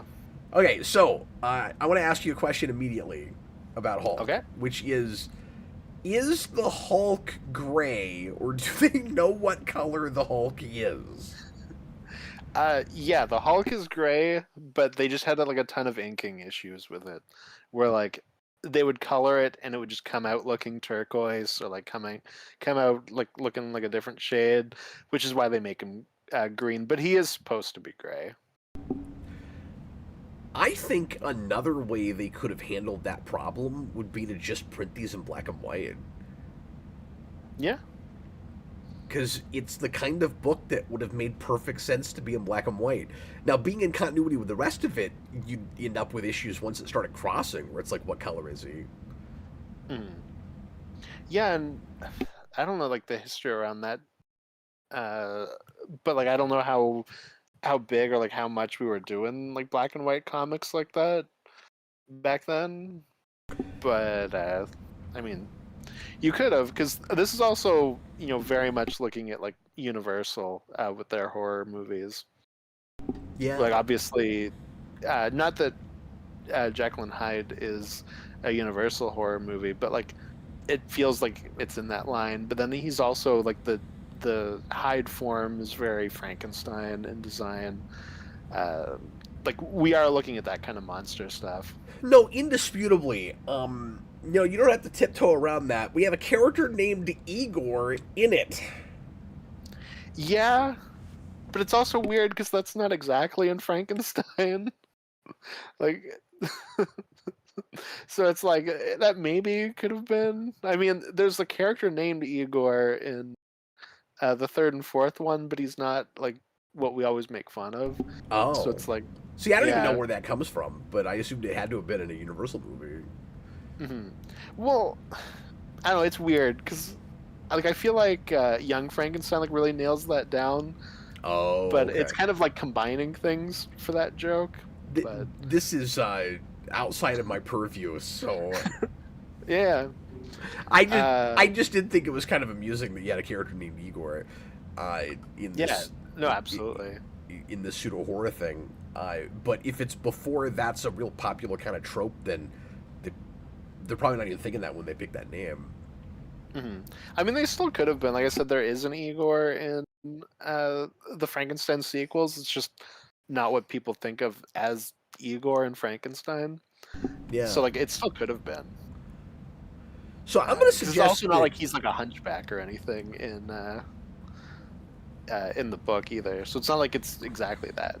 But to your Universal Monsters point, Yeah. the Hulk is obviously a singular character, and not a team thing like Fantastic Four. But it's a blend of stuff, just like Fantastic Four is. Hmm. Because he's Jekyll and Hyde, but he's also a werewolf. Yeah, and RJ Godzilla just mentioned that, and that was the other kind of big one I forgot to mention in that initial point is that there's also the Wolfman in the Hulk early on with the whole like he turns into the Hulk at night, and that's something that we're just like constantly shifting for like a little bit in early Hulk. We can't quite figure out what we want to do with that. Well, I was going to say there's also, of course, the Cold War commentary with nuclear testing, and so he's also Godzilla. Yep. So he's Yeah, a blend. He's a exactly. blend of all of this stuff. Hmm. No, we have some Godzilla in that first Fantastic Four issue as well. So that Oh, was that's definitely true. something With that the they were monster in looking that. at. That and there's like the Monster Island, which comes from some of the '70s Godzilla movies. So I had never read this. I knew some of the differences, of course, because of Peter David's Hulk, and it's interesting going back to Yeah. this after we reviewed some of that, um, because Peter David kind of takes some of these early ideas, with particularly the just the color, the gray thing, and his changing at night, and then mixes it with uh, the the kind of tragedy and hubris and massive flawed character of Bruce Banner. Mhm. But Bruce himself, somewhat ironically, reads to me in this like one of the actually more altruistic of their heroes so far. And I Yeah. think some of that is to create the juxtaposition between uh, Bruce and the Hulk side. But uh, it's it's not really a like hubris that starts this whole thing because he does a selfless he commits a selfless act Mhm. that Well, Bruce accidentally Banner. transforms him into the Hulk, and so he doesn't seem to have that like deep seated dark side that Bruce Banner has in a lot of later stuff. Well, especially that's almost something you could see as kind of satirical, where uh, Bruce Banner himself, if given powers, is like a Barry Allen or someone like that, like a Yeah, DC character that in like the Silver Age or Golden Age or whatever, that people go, he just kind of, he's just kind of like man. Uh, and then obviously, like the big tragedy here is that he warps into this other being that is very different from him, and like it's interesting how we compare those. But if he were to just get superpowers, he would probably be something like that, like a Flash or something. yeah, and then he could just move to Central City because they have that. Yeah, exactly. I mean, the FF left; they went to New York. Nobody's helping Central City Yeah, now. That and might be because they just start launching missiles at children who are on fire. and they've got But these random monsters from an island showing up. They need help there. exactly, that's a rough place. I can I can I backtrack to FF for just 5 seconds? Yes, go for it. So we're told that the big lava monster thing that's in I don't know, it's a lava monster. It always looks like a lava monster to me. The monster in the first Fantastic Four issue comes from an island of monsters, and I think they even call it Monster Isle. Yep. And Powerpuff Girls completely rips that off and kind of makes a joke about it. Um, and I forgot that they got that from Nez. Because obviously that '90s Cartoon Network stuff is parroting superhero stuff from Marvel particularly constantly, and I think they just got that from Fantastic Four. Because they have lots of random monsters, and you never know why all these monsters are attacking Townsville in Powerpuff Girls, and then they do an episode where they reveal that all the monsters are coming from this one island, and they call it Monster Island. That they must have gotten that from Nez. Hmm. Yeah, probably. Because that's the big thing that reminds me of Godzilla is obviously he's like this big kind of reptilian looking guy, and he's green. Not that Godzilla's green, but whenever we tend to do parodies or like knockoff kind of things with him, we make them green. And then, like I said, he comes from Monster Isle, like Monster Island from the old Toho movies. Like all that feels very Godzilla, and he's just a big monster. Oh, and I forgot that Toho had that also. Okay, well maybe they're thinking more Godzilla than they're thinking Fantastic Four then. But But it's specifically Monster Island in that. While here it's Monster Isle, so if it's the same name, then they're definitely looking at FF. I'm pretty sure that's what they called it. And it's also interesting to note that that's in an episode I think called Super Zeros, where each of the girls is trying to uh, be their favorite superhero that they read in a comic book. Mhm. And so they're already doing a lot of superhero parody stuff in that. Like Buttercup wants to Oh, be okay. Spawn, and which is hilarious, and Blossom wants to be like a kind of a Wonder Woman type character. And then and then they do Monster Isle like from Fantastic Four. So I think they probably were looking at that. Yeah, probably. Um, but yeah, no, and this is where we first get Rick Jones in the Hulk issue, and he's kind of the big, or like one of the big connective tissue characters where he unites the Avengers. He becomes Bucky for Captain America for a while, and I think he's also connected to Captain Marvel uh, Oh, when interesting. he comes in. So yeah, he's just like a character that kind of connects a bunch of people. Which is weird because he's kind of a forgotten character now. Like we don't do anything with him anywhere. Mhm. Well, I think he became like A Bomb or something, that like Blue Hulk.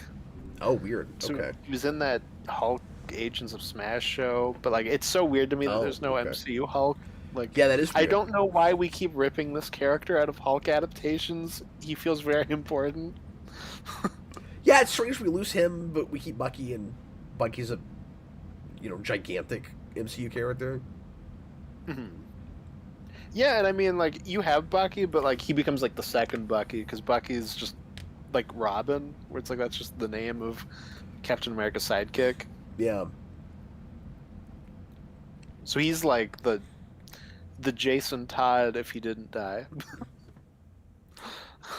So yeah, I mean, there's still plenty of tragedy with the first Hulk issue because he survives this bomb blast, and then he's got to deal with turning into this giant monster every day, and this monster that I famously, and we continue to do this a lot later on. He hates him and thinks he's puny, and we even get the puny human thing in the first issue. Yeah. Sorry, I gotta mention. Yeah. I'm so stupid, and I even said it dumb here. Daniverse just said that Monster Island didn't exist yet when this stuff came out, and I straight up said it's a big part of the '70s Godzilla movies. When we're talking about early '60s Yeah, comics, this is like that was 63. just me being that was just me being dumb. But That's all yeah, right. It's my late. We're talking bad. about a million things. Exactly, exactly. You're But good. yeah, We no, we all he's have those moments, Austin. exactly. But sorry, what were you saying about Hulk? No, I kind of made the point I was making. I'm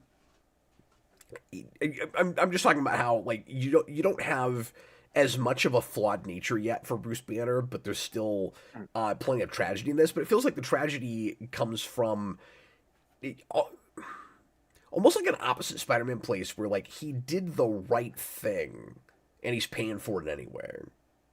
Yeah, and that's something I've always really liked about Rick Jones, where it's like a you pay for your sins kind of thing, where he pals around with the Hulk and is always helping him out because it's his fault He that this caused happened this. to him. Yeah, Yeah. he caused this. And so it makes Bruce Banner kind of a victim. And then the irony of that is then he turns into this super powerful thing that nobody can stop, but he has no control over it. And so Hmm. he remains even much more of a victim whenever he's whenever the Hulk comes out. Hmm. Yeah, exactly.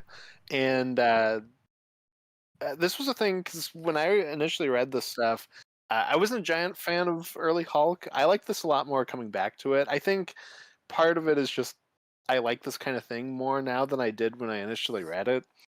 But like I remember the villain being really lame in this, and I thought he was pretty cool. Going back to it, I thought they had an interesting parallel. Yeah, I did too. I think it's interesting because this has some of the most growing pains of any of these first issue origin things, but it Mhm. also is one of the tighter standalone narratives. That was what I had. It's one of the better stories. It's just they don't fully know what the Hulk is yet. Yeah, But like as just a thing here, if you didn't have the rest of Hulk, you wouldn't even have that. You would just be like, "Oh, this is a really cool comic." this is an interesting, kind of a fun, interesting story. I Yeah. Yeah, I like the kind of reversal of the villain who is deformed and just wants to be a regular person and will do anything Mhm. to get that. And the again tragedy of Bruce Banner knows how to fix this guy, and he can't use what he would use for him to fix himself because it's just radiation, and radiation is what caused what he has. Yeah, yeah, exactly. No, and uh, it's pretty messed up. Even just what we do with him, where we cure that guy, the gargoyle. I think that's his name, right? Yeah, and then And he's kind of a proto leader. I had that too with his like big head, Well, also and he's because super his smart. big head makes him a super genius, and if he reverts back to a regular kind of person, he's gonna lose his smarts. He's gonna have like a flowers for Algernon thing. Mhm. And he's just wearing the Lex Luthor costume with like the pink shirt Yeah, and the suspenders. Uh, no, that's true. I wonder if maybe when they made the leader, they were like, we really liked that character, but it would be a mistake to bring him back. So maybe we should just make something else. Uh, I wonder if they were thinking that at the time. yeah. Well, it also feels really subversive that that guy is as sympathetic as he is, and that he kind of has this big sacrifice at the end. Yeah, well, especially because when we introduce him, we're dealing with like Russians in the Soviet Union that are like, "Oh man, that's the scariest guy there is." Like, I don't want to be around him. Like, he's horrible. And then, obviously, when we uh, really get to know him, he kind of breaks down and he's like, "Yeah, like they made me this monster. I don't want to be this." Yeah, well, and that's a direct parallel with Bruce Banner because he didn't do that to himself either, Yeah, and he'd probably do yeah, just exactly. about anything to get himself fixed.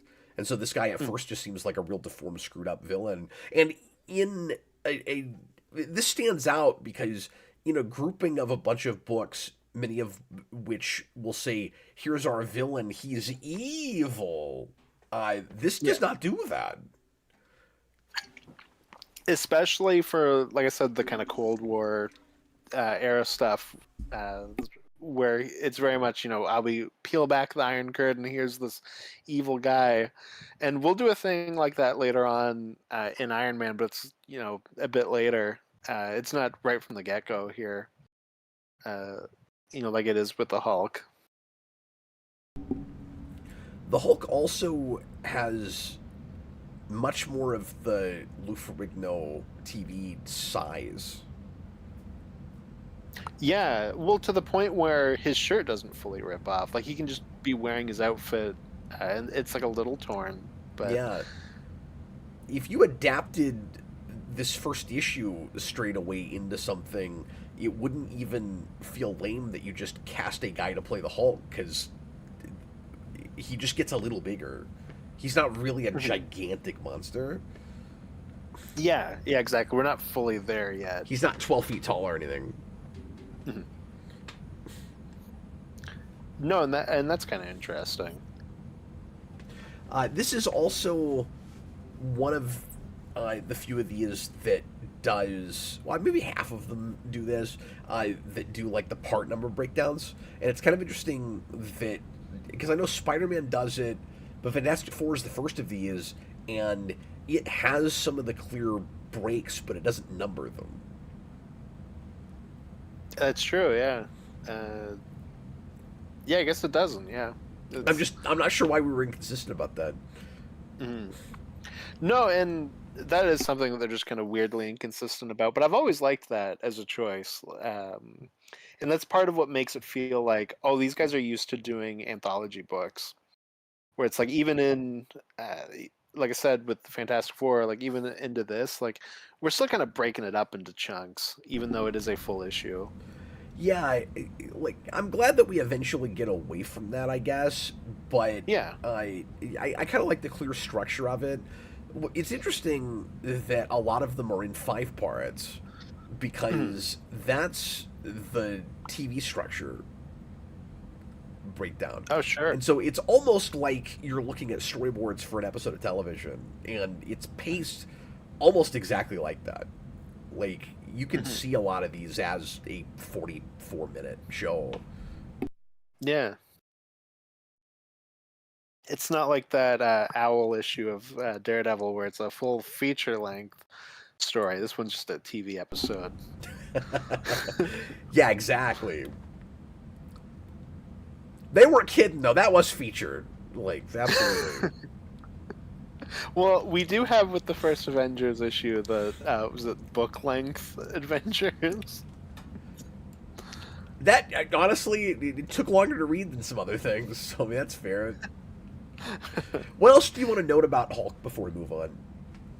Like I said, I think it's one of the better ones out of these. I thought it was really really fun to go back to that one, and yeah, like it's not super consistent with where Hulk will be. They don't know everything exactly, but it's a good issue of comics. Yeah, there's a part of me that wishes that somehow some of these could have stayed less superhero longer, Mhm. just because they it gives you more of a stark contrast between the books. But Yeah. it's kind of inevitable that they would all, and I don't mean to say that all of them get super formulaic, um, because they do manage to keep kind of subverting the typical superhero thing, but they all just become of that genre. And I guess that's inevitable when everything's in the same continuity and when you're seeing like what's selling and what isn't. Yeah, for sure. For sure. No, and like I said, it's been a long time since I've read uh, this stuff. I know with Hulk, I read the first three essential volumes, like pretty decent into this early Hulk stuff, and I remember it being like pretty formulaic, just in terms of like we got to bring Hulk aside, and Rick Jones got to watch over him and make sure that he's not doing anything, and we got to make sure that nobody figures out that Bruce and Hulk are the same persons. Like there is quite a bit of that early on. I guess that's another thing to note is that so far this is our only character with a secret identity. Yeah, yeah, I guess that's true. Yeah. You'll get Spider-Man right after this, and he will. But so yeah, like some of those traditional superhero tropes are starting to form. That we don't do a lot in Marvel later, where you do have a kid sidekick. Isn't that odd that this is not a very superhero book, but it's got two of the big superhero tropes? He's gonna have a secret identity, and he's got a kid sidekick. Well, I feel like Stanley loves the kid sidekick, or maybe Jack Kirby does. Like I don't know. Maybe they both do, because you also like that is what the Human Torch is. Like obviously you're in a team, so you don't think about it like the kid sidekick, but like uh, There's usually like the one. Well, from the beginning, he's just tagging along on that rocket ship mission. He has no business being there. He's just like, my sister's going. I'm gonna go too. Hey, he ends up being the most important one, beating Mole Man. So there's that. That's true. He kind of beats Mole Man all on his own. Well, and you'll get that. Well, I was gonna say it feels like you start to get that with the Avengers issue, where I was like, well, this just kind of turns into a Thor story. Like, where's the rest of the Avengers? What are we doing with them? And then finally we come up with an excuse for them to also fight Loki at the end. Yeah. Yeah, exactly. Sorry, I had to think about that for a second, because while I was reading it, I had that thought where I was like, well, it's just Thor dealing with Loki now. But I guess by the end, they all chip in a bit. Yeah. Yeah, exactly. So next is Thor. Speaking of, yeah, so now we've got Journey into Mystery 83.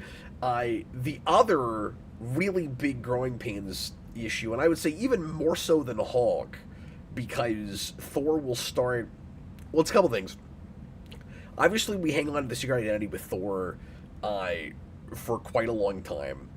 And, you know, we do the Don Blake thing for quite a while. But it is really odd that Thor starts with an alien invasion story.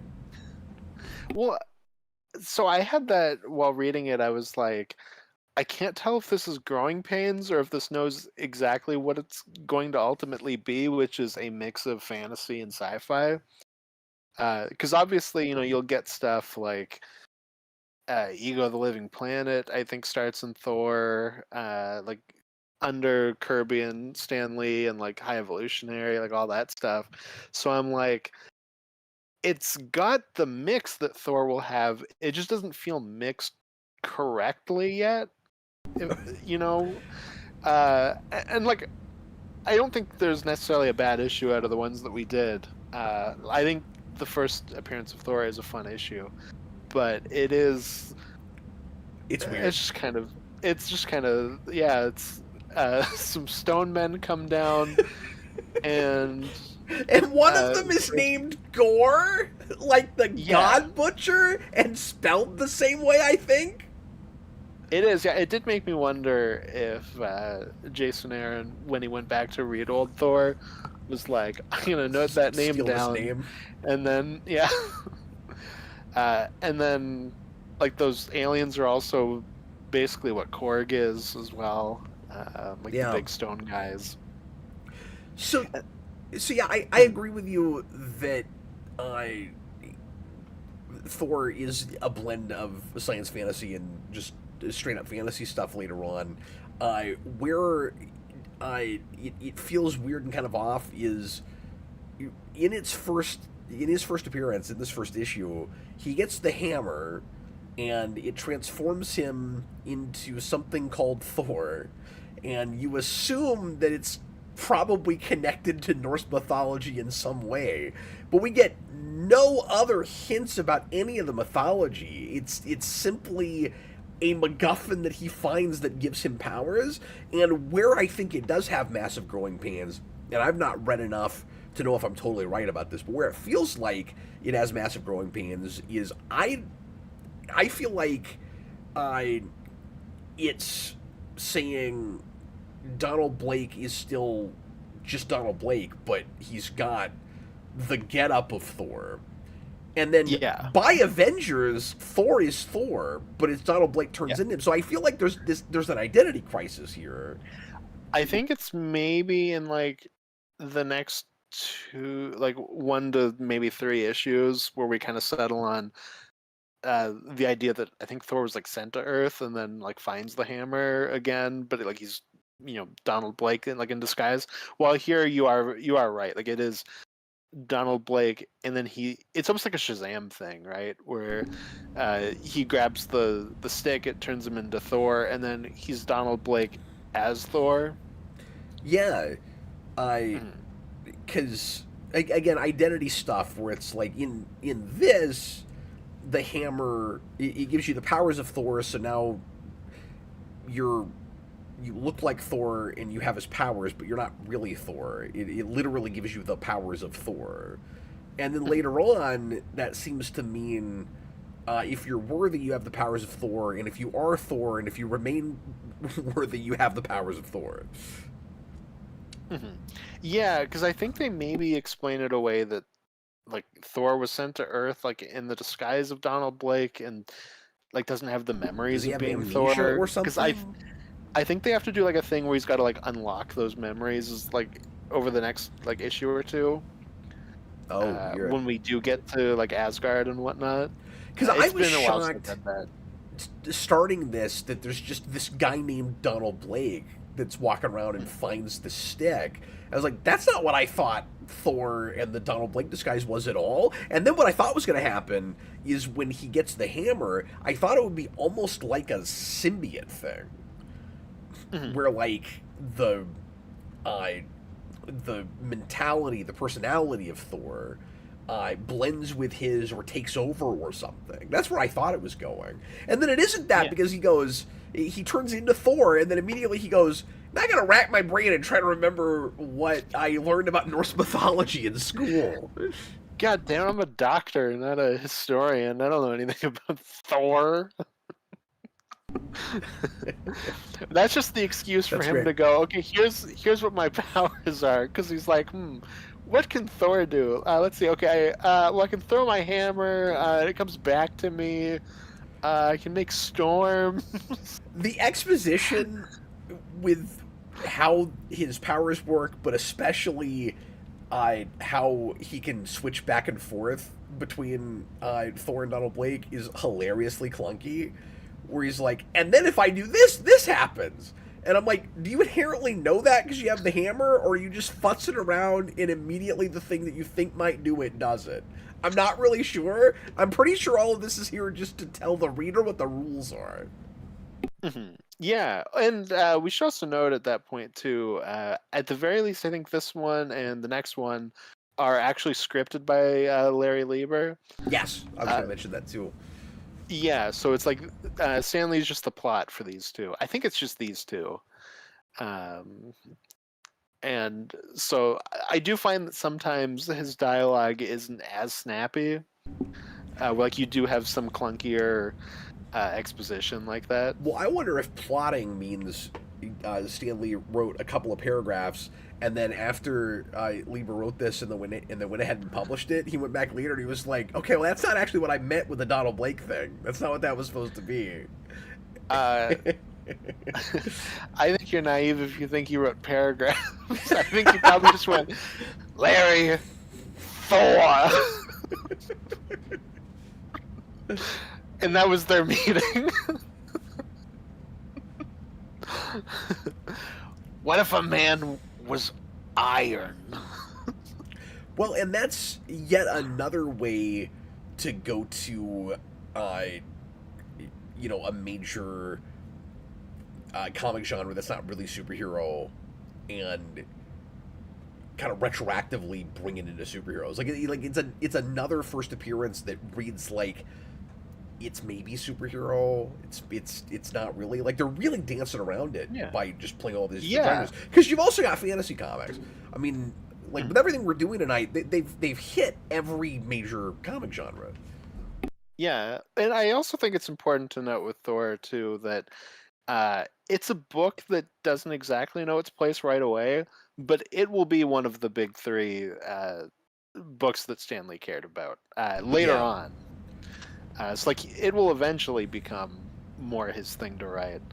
Not that he even wrote this issue, but you know what I mean. Like it's very odd to get that kind of thing where usually it's he doesn't really know what this is yet, and then somebody else will come in later and they have an idea.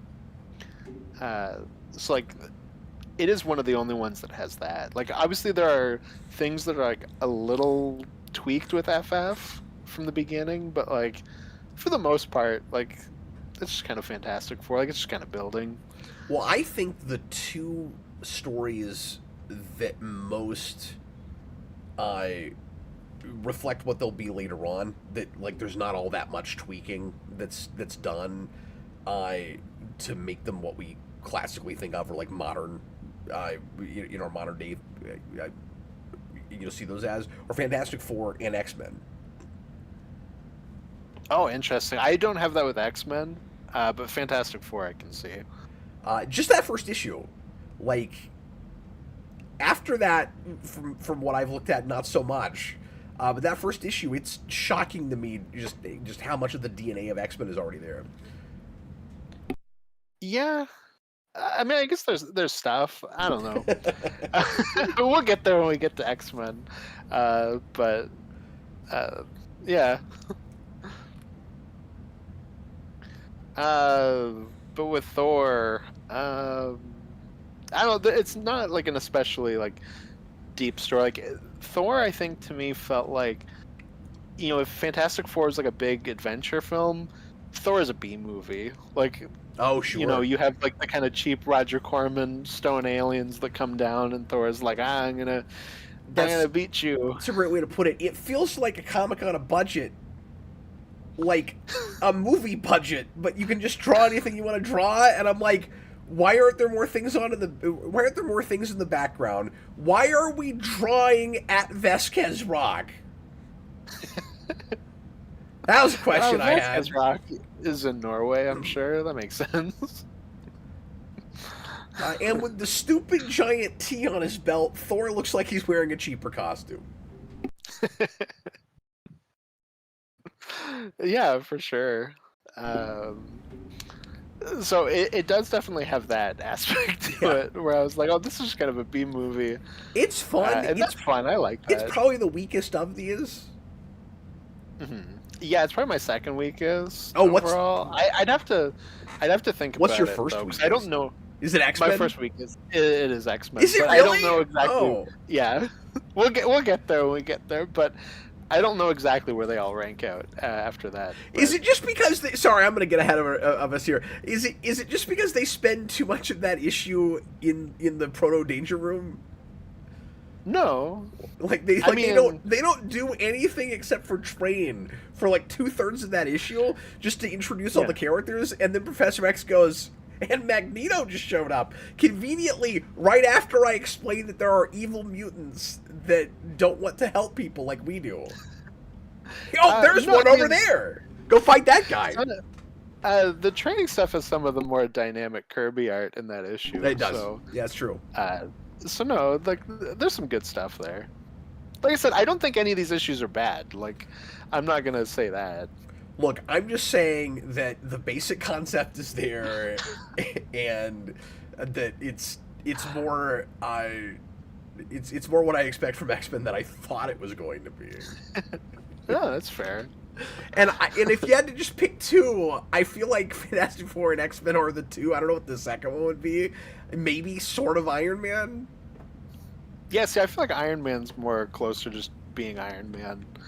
Same with the Avengers. I guess that's fair. Well, yeah, except they changed most of the cast later.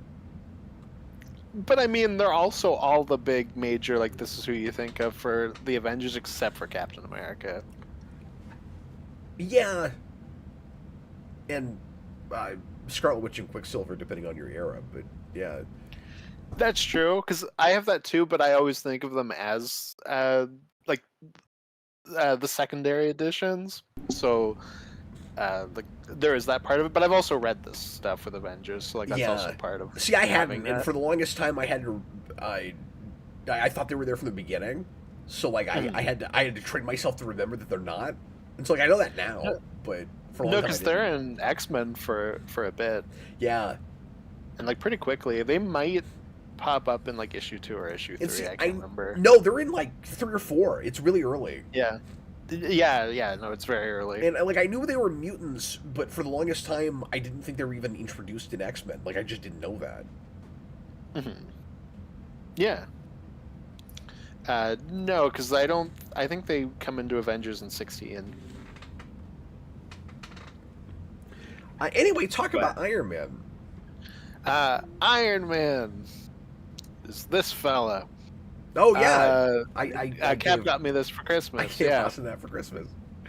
I took it off my desk so I could have it here tonight, and then I can bring it back. But uh, I love the first issue of Iron Man. It's very silly, but the meat is kind of all there for what it will eventually be. It's just there's a couple of silly additions, and it's a really fun, like 9 pages or whatever. Yeah, it's really short. Mhm. And yeah, like I feel like we don't really deviate too much from this like original origin issue when we go back to retell his origin. Yeah, I honestly, not a ton of it is sticking with me apart from just the basic plot we all know, right? Like, Yeah. Well, I love Wang Chu, the villain of that. He's not a great villain, but I love that he is like the leader of this Vietnamese camp that will make people wrestle him for their freedom. oh yeah, that's pretty funny. Yeah, like he's such a silly villain. Well, and it's funny Uh, they sort of make that a reveal. mhm. Where it's like, oh, Yeah. what's he doing? Oh, he's making all these people wrestle him. Okay, because that comes Because pretty late. that's like the big thing. We get it like initially, but then like he does it again later. I must have and then missed that's what was when- happening then. Yeah, because that's how he's introduced. Is he's like, I'm gonna wrestle people, and that's kind of like your big reveal when he comes in as Iron Man, where he comes in while Wang Chu is wrestling people, and he's like, "Try wrestling me, Wang Chu. I'm made of metal," and all of that stuff is just hilarious. I thought it was amusing that when he first, kidnaps Tony Stark and tells him that he's got to make weapons for him. Right, the basic outline of what you get in the movie is kind of here, and but the big difference is he's like, we're gonna get him to make weapons for us until the shrapnel gets to his heart and he dies, and we're gonna tell him that we'll save his life if he does this for us. And then Tony immediately is like, in thought balloon, like, yeah, I know he's not gonna do that because he could just save my life now and then know for sure that I'm gonna make it long enough to make his weapons. But then, That doesn't make any sense. yeah, it doesn't make any sense. You got this bad guy who's like patting himself on the back for how clever his plot is. He's like, I'm so clever. Anyways, I'm gonna go wrestle people. And it's kind of interesting that the movie, in a more realistic way, actually does that scene. Yeah, well, that was something I mentioned in the commentary, which is there is a character in the camp that I can point to and go, that's Wang Chu. That is their update of that character. And, Yeah. that always makes me smile when I watch the movie, because it is cool that, while obviously, it's not as silly as this, like, they are going back to it. Like, they are looking at it. Because that guy says, make this, Jericho missile for us, and then we'll let you go. And then he turns to Yinsen and he says, no, he won't. And Yinsen says, no, he won't. Like, that's that scene done not silly. Yeah, exactly. Exactly. Yeah, so, like, all of that's cool. Iron Man's abilities are very silly, but they're very just kind of out there in early Iron Man comics. Like, he's got his little blowtorch gun and, like, a finger saw. It's very Inspector Gadget. That's true. Because it's very just James Bond is Inspector Gadget is kind of just early Iron Man. Well, and you gotta love all this analog stuff that is real quaint at the time, and it makes a lot more sense and is more believable once you can convert it to digital technology. Like we have this a lot with Star Trek, where it's like, it's hard to buy that spaceship doing some of the things it does when everybody's got to use like tapes and transistors and things. And then you go to this and like circuit boards, and then you go to this, and I've never seen the word transistor show up that many times in anything. Oh, dude. Transistor is like the radar sense for Iron Man, like spider sense and Spider-Man. Like anytime Iron Man does anything in early Iron Man comics, he's like, "Ah, yes, the power of my transistors will do this." Like that's basically the stand-in for like repulsor technology that we eventually get. We Yeah. eventually coin that. But yeah, they go to that a lot. And then he's just got a lot of weird stuff. Like early Iron Man also has rollerblades in his boots, so that if he runs out of energy to fly, he can rollerblade around. We're not there yet, but like he does have that. Well, I like how this stuff plays at being realistic, Yeah, but isn't at all. But like it's I don't know. It's charming because there are sort of like science things that are thought out, but in like a yeah. grade school level sort of way. It's very like kitschy, campy, sci-fi, 60s sci-fi, uh, and I dig that. And not just with Iron Man, like a lot of Just in this early general. Marvel stuff does that. Yeah, And you'll listen to Stan Lee and he'll do interviews. Like he's kind of winking at you, where you can tell he knows how silly it is, but he'll be like, we need an explanation for how you can fly with a hammer. Well, of course you'd spin it and throw it, and then just hold on to it. and then you hold on to the thong of the hammer. Yeah. Yeah, that was unfortunate word choice. And they go to that word choice a lot. Really, Thor, he's like, "I'll hold on to the thong of my hammer as I fly."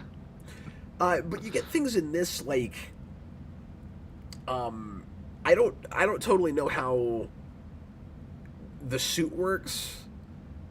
He'll say, toward the end, he's like, "Oh no, I'm almost out of energy," and I'm like, "Do you mean the suit or you personally?" I'm not really sure. Well, and especially if you only have this first issue, like I've always gotten the sense that uh, this first issue plays like he just can't get out of the suit. Like it's just he will forever be locked in that costume. Is I think It's like kind of how it literally an plays. Iron Man. Well, and I like that the bad guys act like it's almost a supernatural thing, or like they're fighting a robot. Yeah, and then after this, it will just be he has the chest on at all times, Yeah, and but like especially when he's like walking off into the jungle and he's wearing like a trench coat and hat over just the full suit, it always played to me like that's kind of the Twilight Zone ending of it all, is like he's forever doomed to walk the earth as Iron Man. yeah, like he's gonna survive. Well, and you're reminding me of a line that I was curious about. Yinsen, I think it is, says, as long as you can keep the suit going, you'll be alive. And I'm thinking, well, surely he would still have a natural human death. You're not saying that the suit could keep him alive indefinitely, right? And then when he walks away at the end, like he's stuck in the suit, I'm like, well, then I'm not actually sure. Like the idea might have been he's more machine than man now. Like maybe he's Yeah. RoboCop, right? Like maybe he actually Yeah. could live much longer than a normal human lifespan because it's the suit that's keeping him alive. Well, especially because the way they talk about it isn't the like, oh, there's like a magnet or whatever that's keeping the shrapnel from going into his heart. It's just he puts that on and it keeps his heart beating, is what they say. So like you also get the Yeah. sense that the shrapnel just pierced his heart and his suit just allows that to not kill him.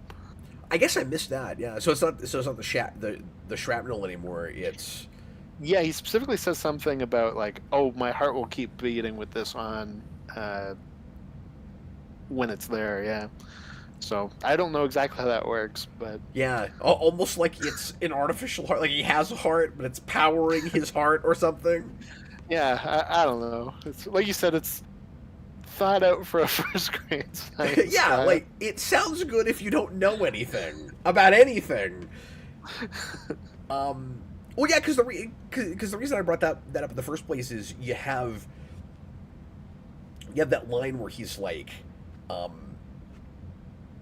man, I've never done this before. I've never been in this suit. I've got to learn to walk. And so like they're thinking that out. Like he's not immediately able to do everything he needs to do to the suit.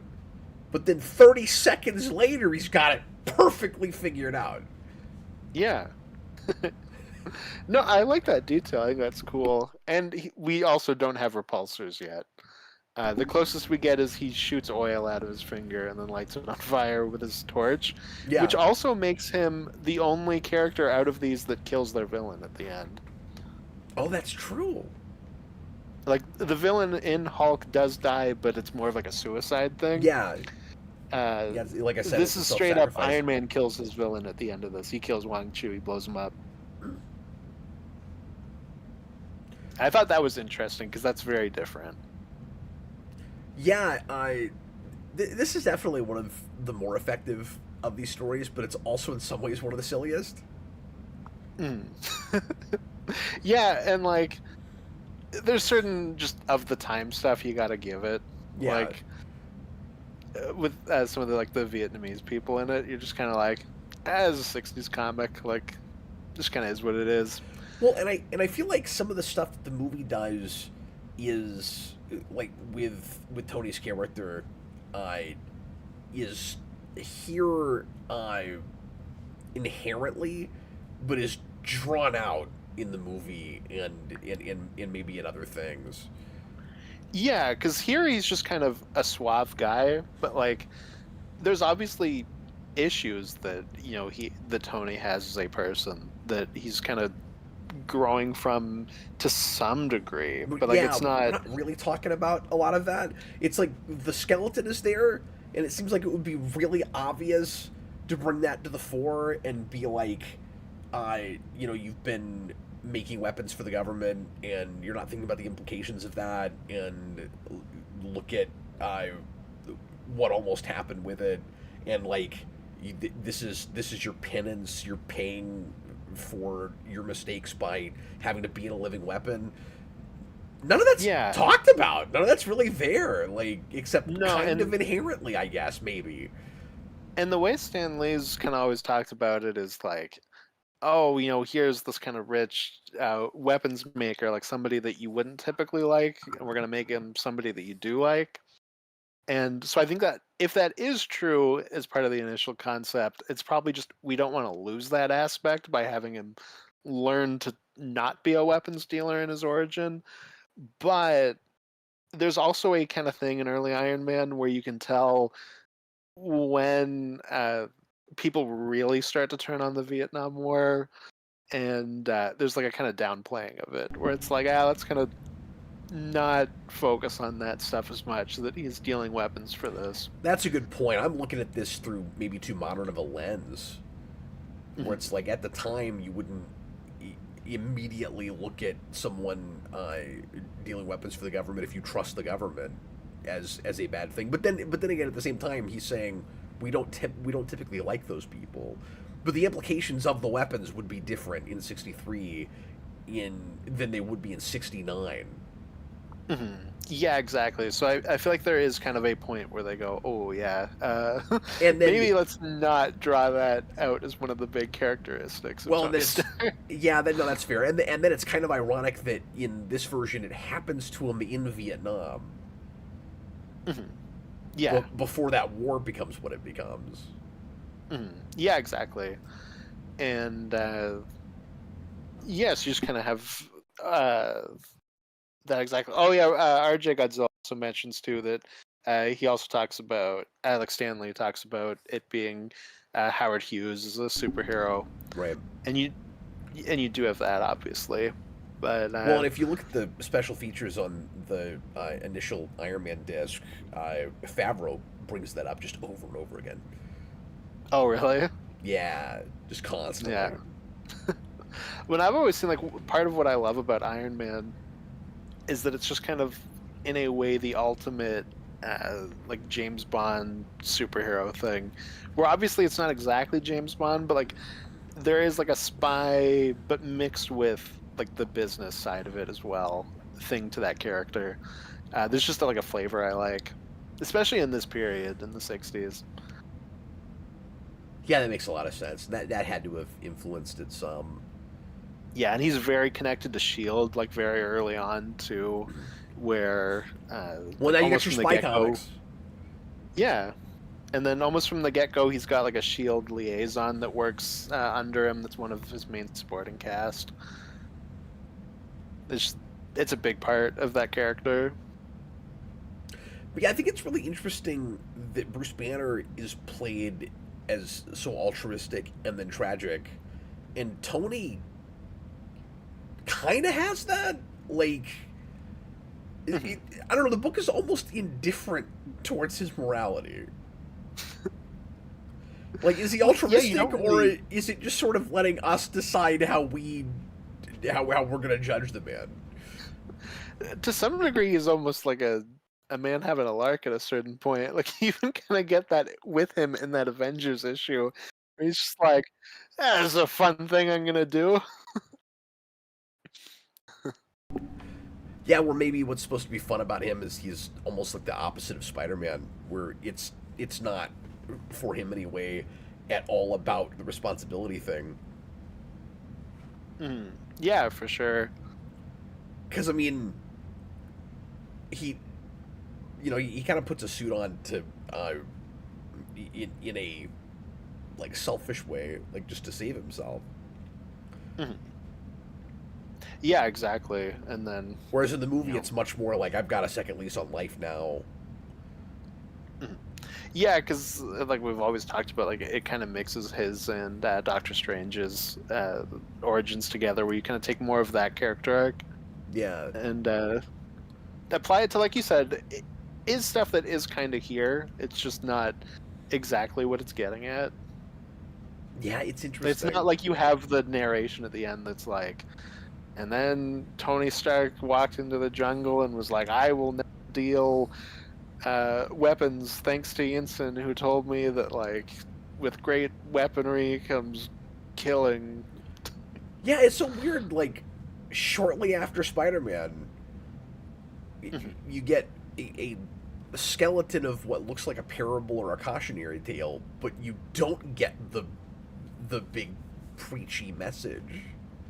Mhm. It's so weird. No, it's and that's part of why I like that he actually does kill his villain at the end of this, because at the end of the day, he's a weapons dealer. Like he probably wouldn't have, any issue with that. Well, yeah, I mean, it's nice that these characters aren't all carbon copies of each other, and Mhm. they're allowed to have uh, different moralities to some degree. Yeah. Also, kind of like the last thing is we have to mention the best line in that issue, which is Wang Chu throws a drawer full of rocks at him, That's so good. and Iron Man's like, I'm a man in iron is, or no, it's like a box of, a, oh my god, I can't like get this line at all. It's like a drawer full of rocks is no match for a man made of iron, or something like that. Yeah. Yeah, it's the Like, most preposterous thing you could possibly say. He basically said, "A drawer of rocks is no match for me." it comes up all the time. Famously, the Mandarin is a man who has 10 drawers full of rocks. Tony Stark built this with a drawer of rocks. He built this in a cave with a drawer With a full of drawer rocks. full of rocks.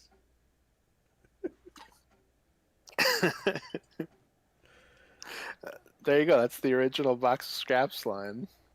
Perfect. I'd love it if they reread that this issue and that did inspire that line. Uh, yeah, I don't think it did, but that would have been great. It probably did not, but it But would be no good. drawers filled with rocks can hold back iron limbs powered by electronic transistors. Of course, it's a '60s Iron Man comic. You have to get Transistor in there. It's so much better than we even made it out to be. Yeah, Okay, let's exactly. let's get to X-Men. Yeah, X-Men. Which to me kind of felt like, okay, I'm seeing some of the formula on the wall here. Sure. Uh, that's kind of what I had with X-Men, and why it was the weakest for me was I was like, okay, I feel like this is the ultimate. We don't have like a full idea. Here's just like a couple of things from like other books that we've done, and then just kind of like package that into one thing. Uh, like there's good stuff in it, obviously. Like Magneto, at the very least, his design is awesome.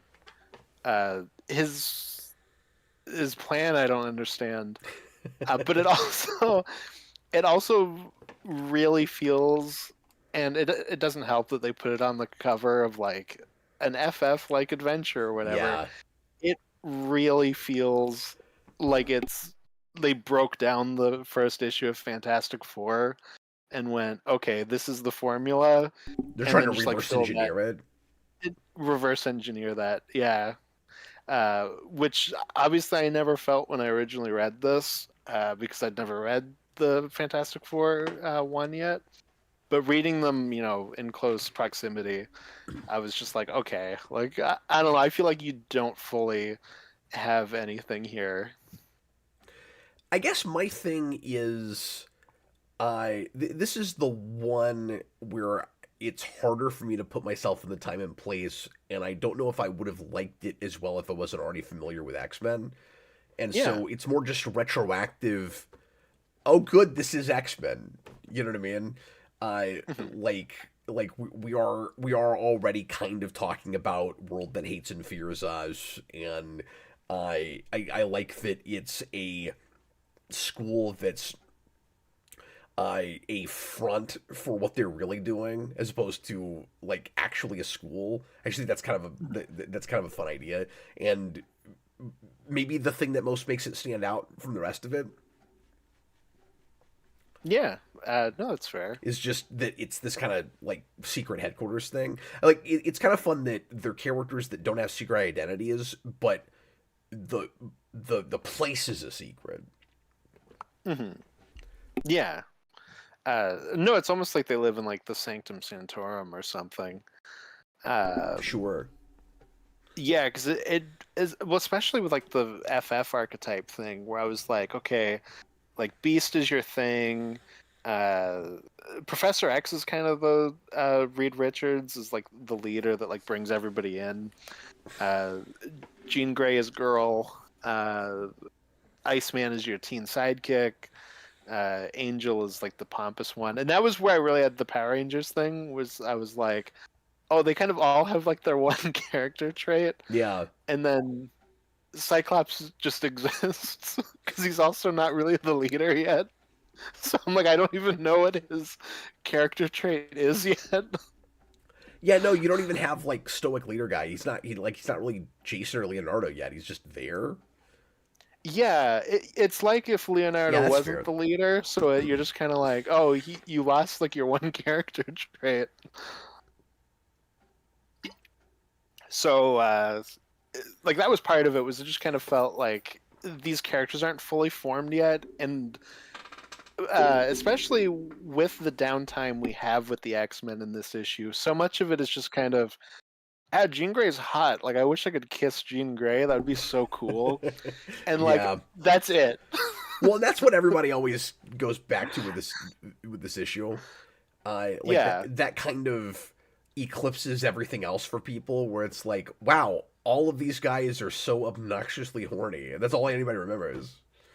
Well, I think part of that is just that's so much of like the downtime character building. Like you get uh the showcase of what their powers is, and then you have your downtime moment, which is just that, and then they go and fight Magneto. So like that is just a big part of like what do I know about these characters? They're all attracted to Jean Grey.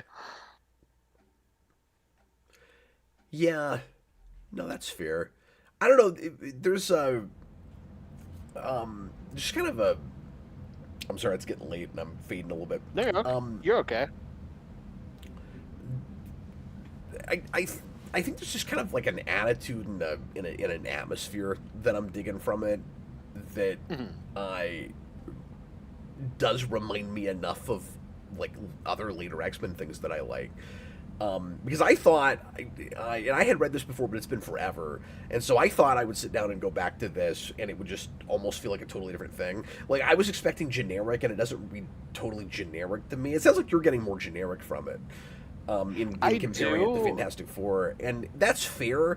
But I do feel like from a conceptual level, um, just the notion of we're this subsection of humanity that has chosen to protect them despite themselves.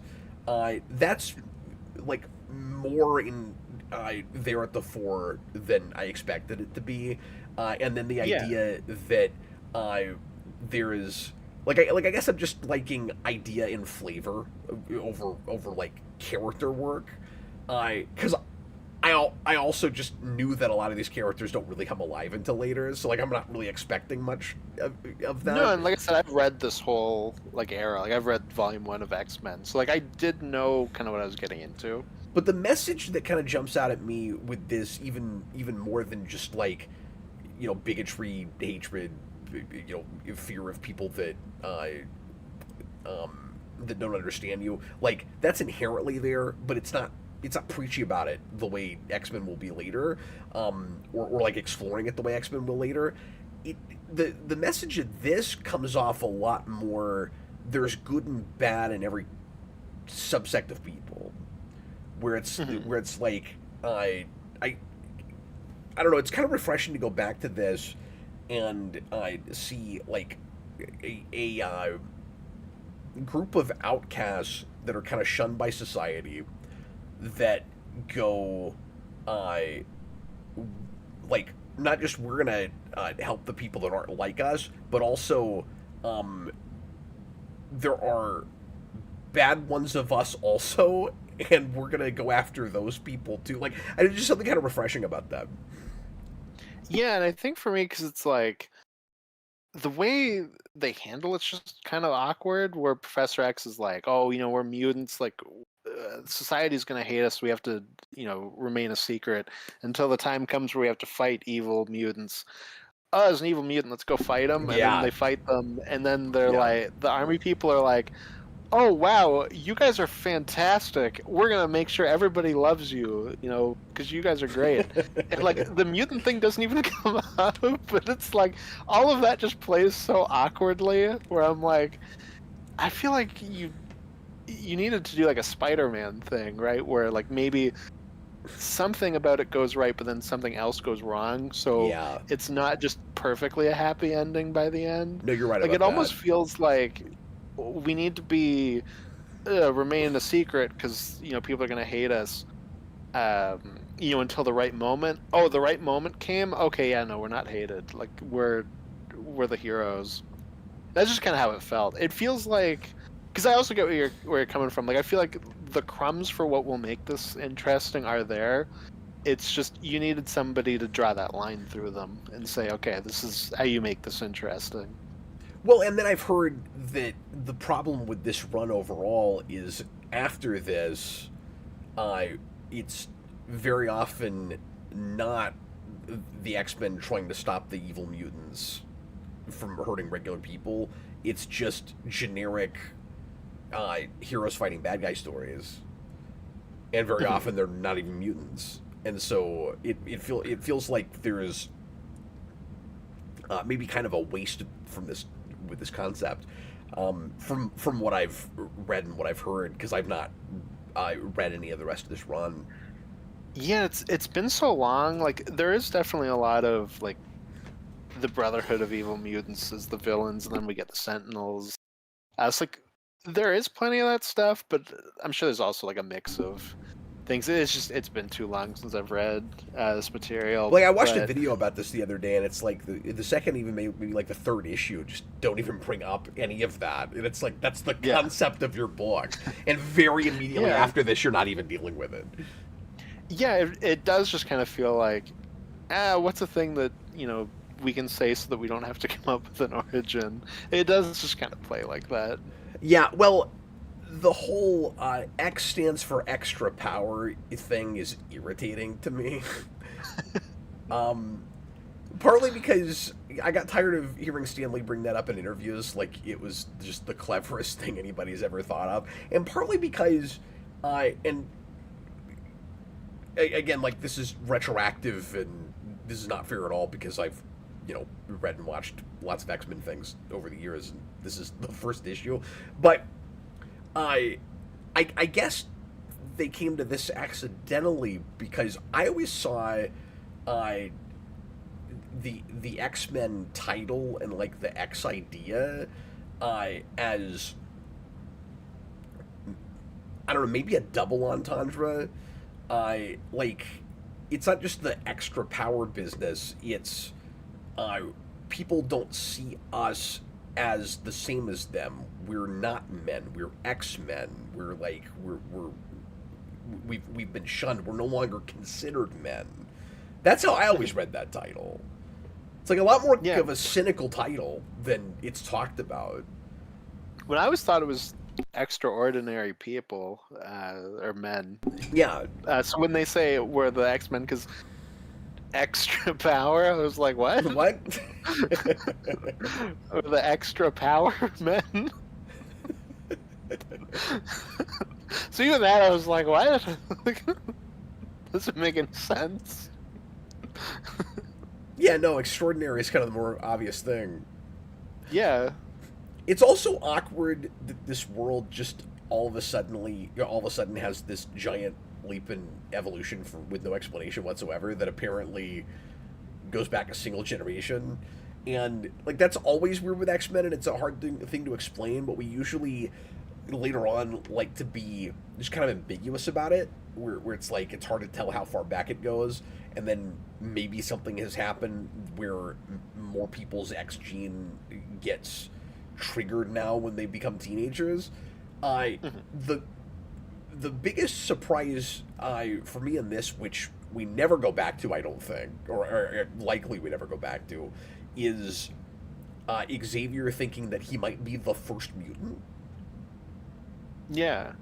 And I think, like, pretty quickly we will reveal that Magneto and Xavier know each other.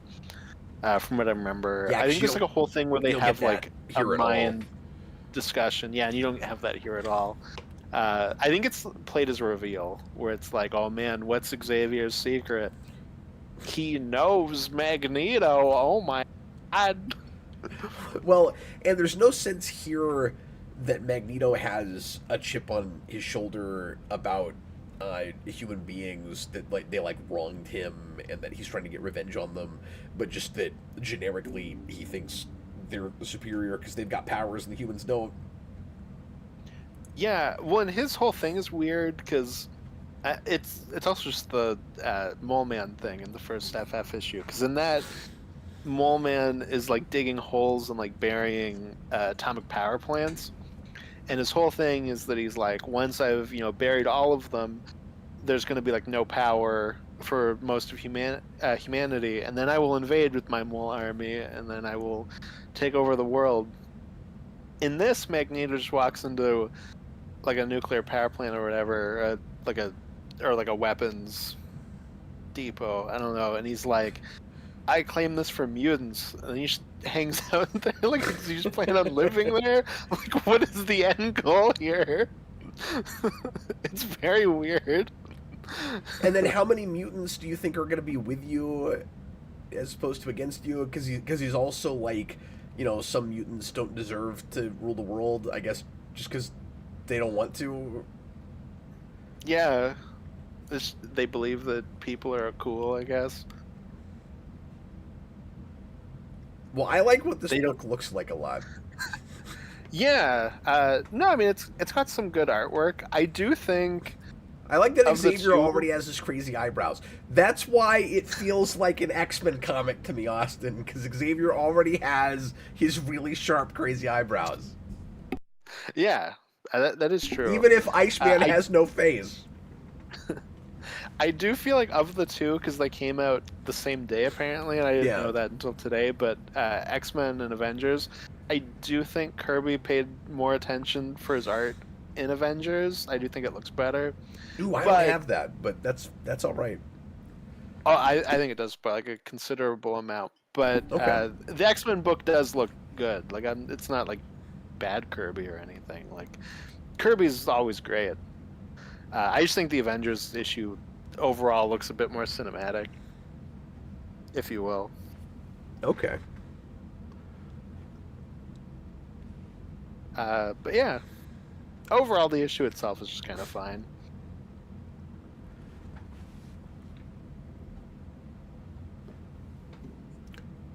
Cap's like you've broken my heart. No, I'm trying to get through this. It's getting really late. All right. Sorry, we're on the last one. We're almost done. Sorry.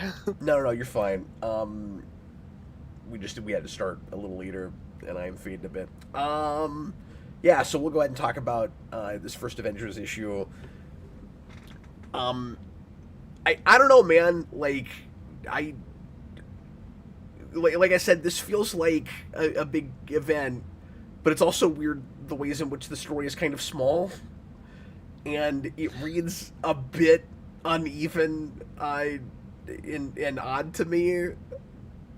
Yeah. Like, No, I love the first issue of Avengers. It's great for both the ways in which it's grand and the ways in which it's not for me. Where like yeah, I have a ton of fun with just the middle act being Hulk works at a circus and Iron Man and Ant-Man are just gonna show up and kick his ass.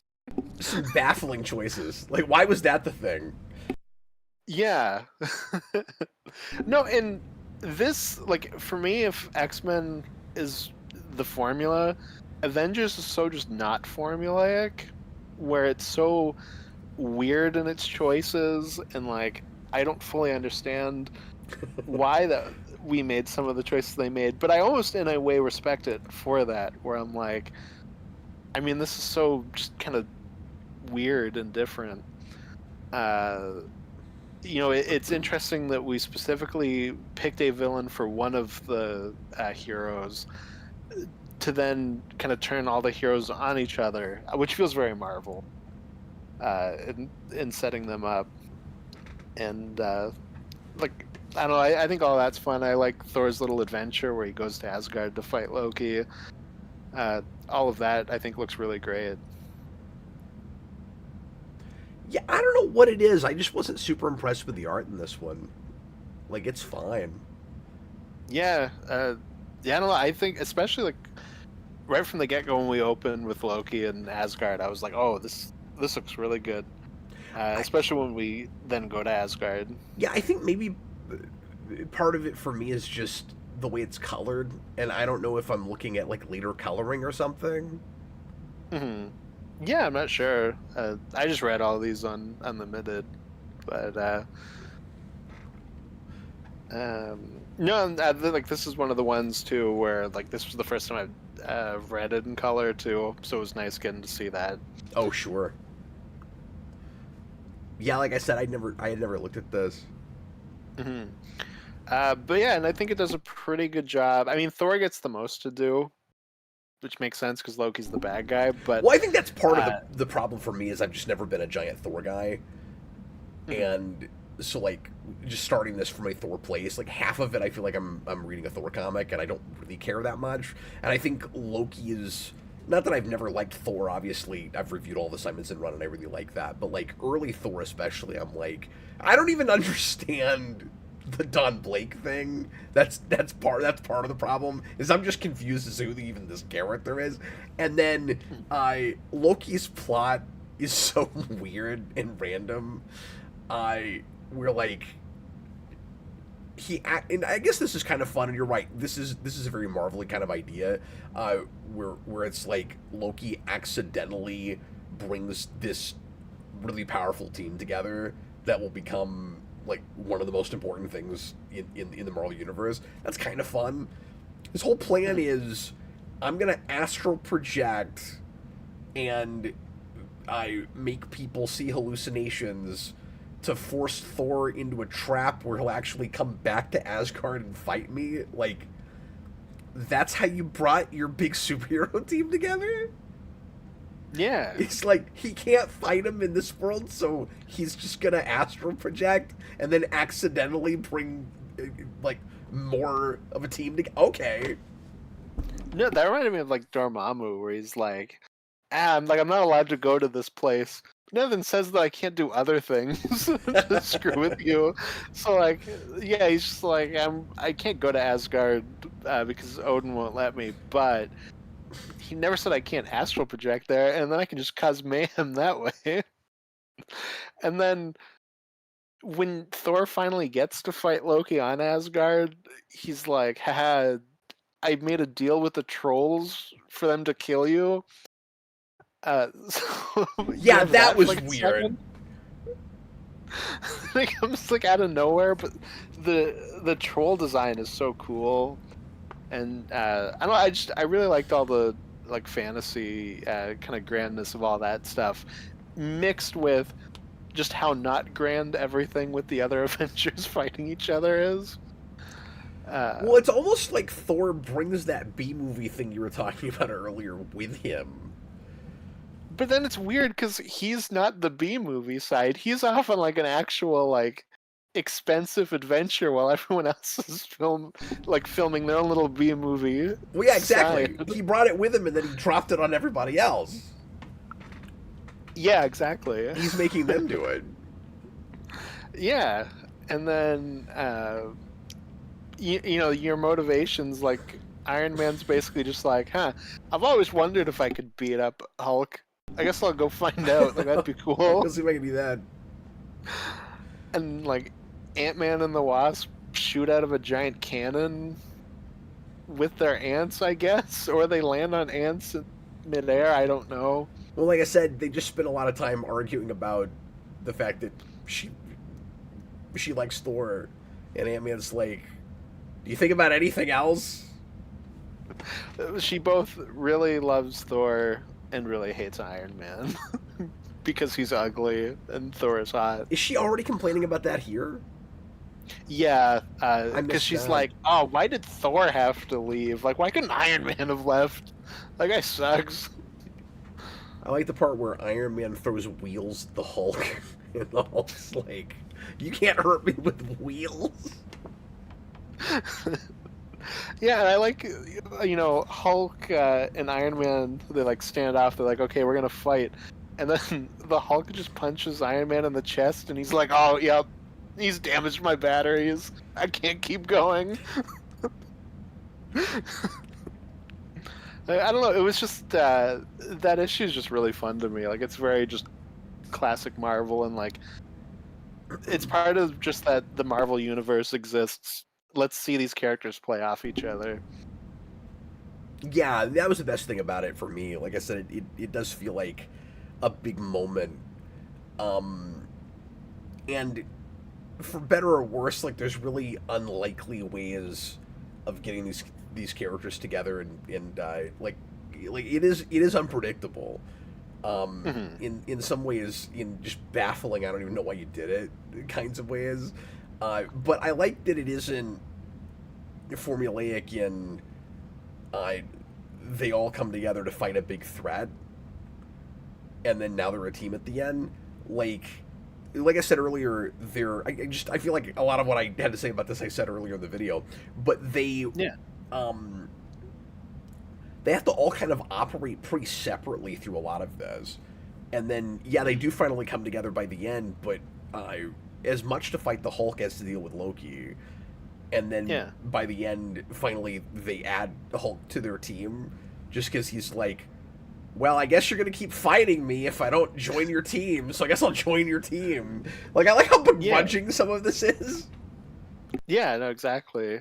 No, and I think, like, for the most part, I mean, Ant-Man and Wasp are kind of linked when they do things together, because they're a duo, but, like, I feel like everybody gets something neat to do in it as well. Like I do think it's pretty balanced in that. Like I said, it's probably more like Thor gets more to do just overall because he's got his own little subplot, but like at the same time, and because it's his villain,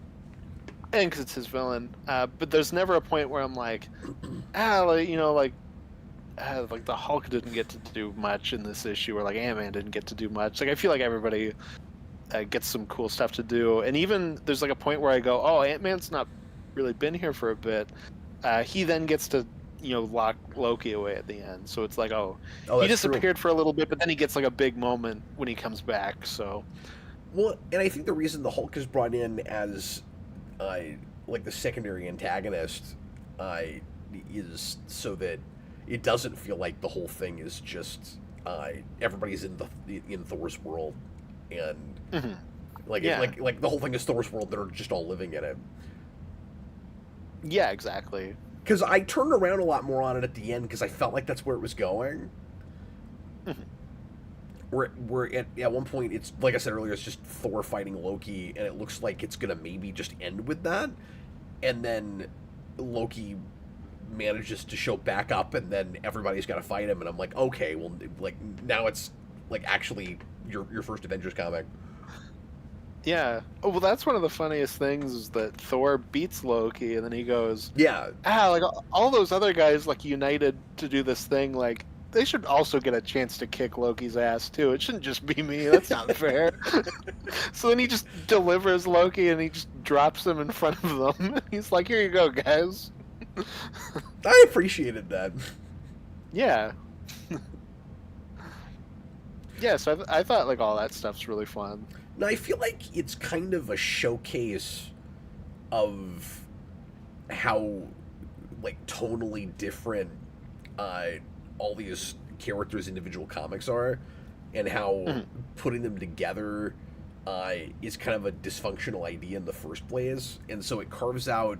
And this is one of the big things I liked about it. It kind of carves out its own flavor uh, by acknowledging how these things don't really go together.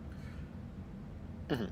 Uh, Yeah, for sure. which was the big thing that Whedon kept saying when he made the Avengers movie is like this is a story about a bunch of people that like just don't make sense to go on a team together. And at the time, I didn't really know what he was talking about because I was like, well, it's the Avengers. Like I've grown up with some of these characters on this team together, so like they seem to go together to me. And then you go back and you read this first issue, and that's kind of what this issue is about. Mhm. Yeah, It's like, exactly. these characters make no sense together. Mhm. Yeah, they don't belong. They're not even gonna remain on the team. Most of them. 'Cause they really don't belong.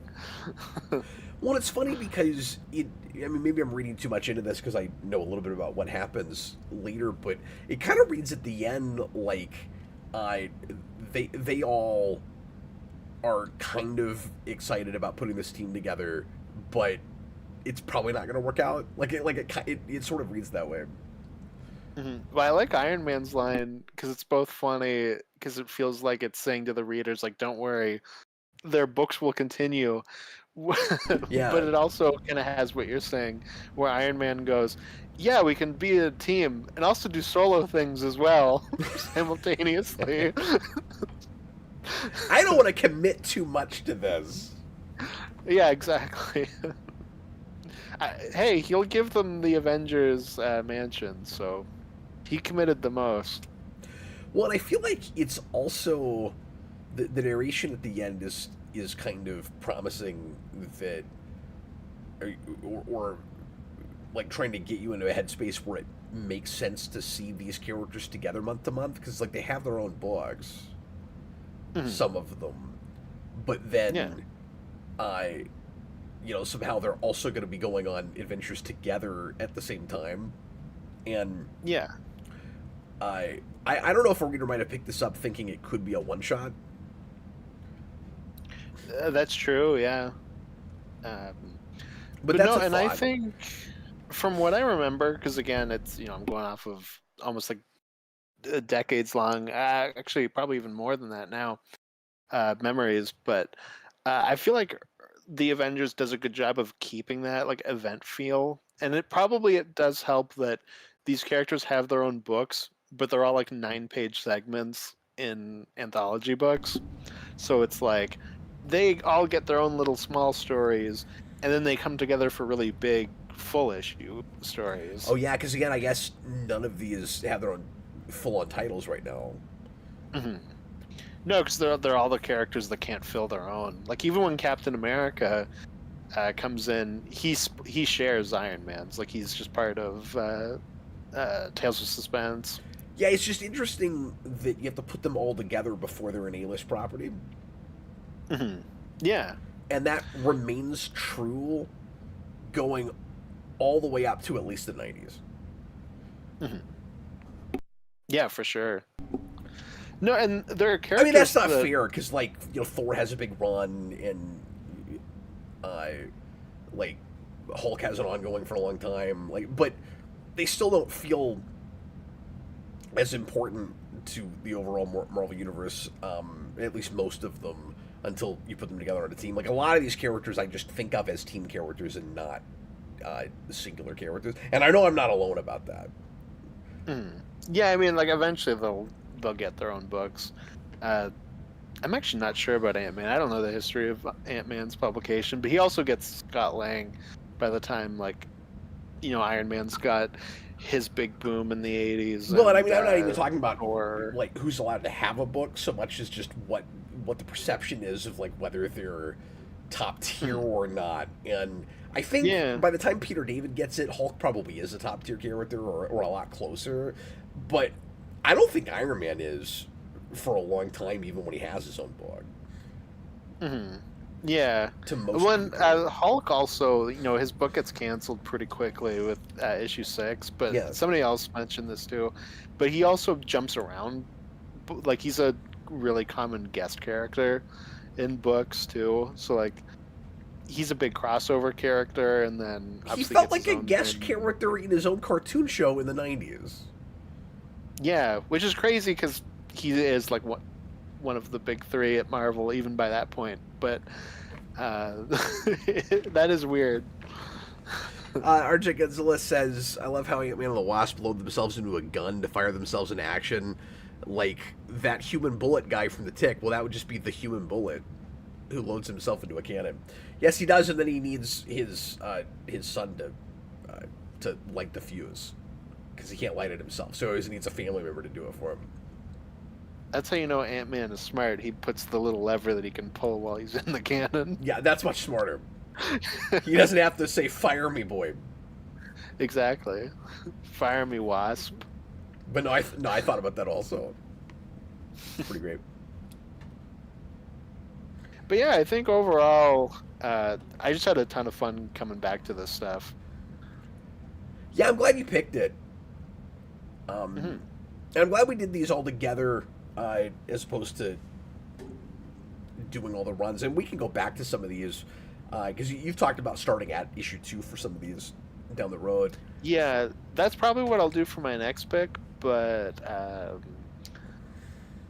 I'm not like fully decided on it. I could change my mind because it's going to be a bit, because it'll be after the holidays. But at the very least, I'd like at some point to go back to Iron Man and Avengers to read more of. But yeah, I mean, it's interesting to look at these in close proximity, partly because in reading them all in rapid succession, you can kind of see what the like similarities and differences are in battle strategy, in how they're like formulating and marketing these characters. And then also it's interesting because a lot of kids would have been reading several of these at the same time.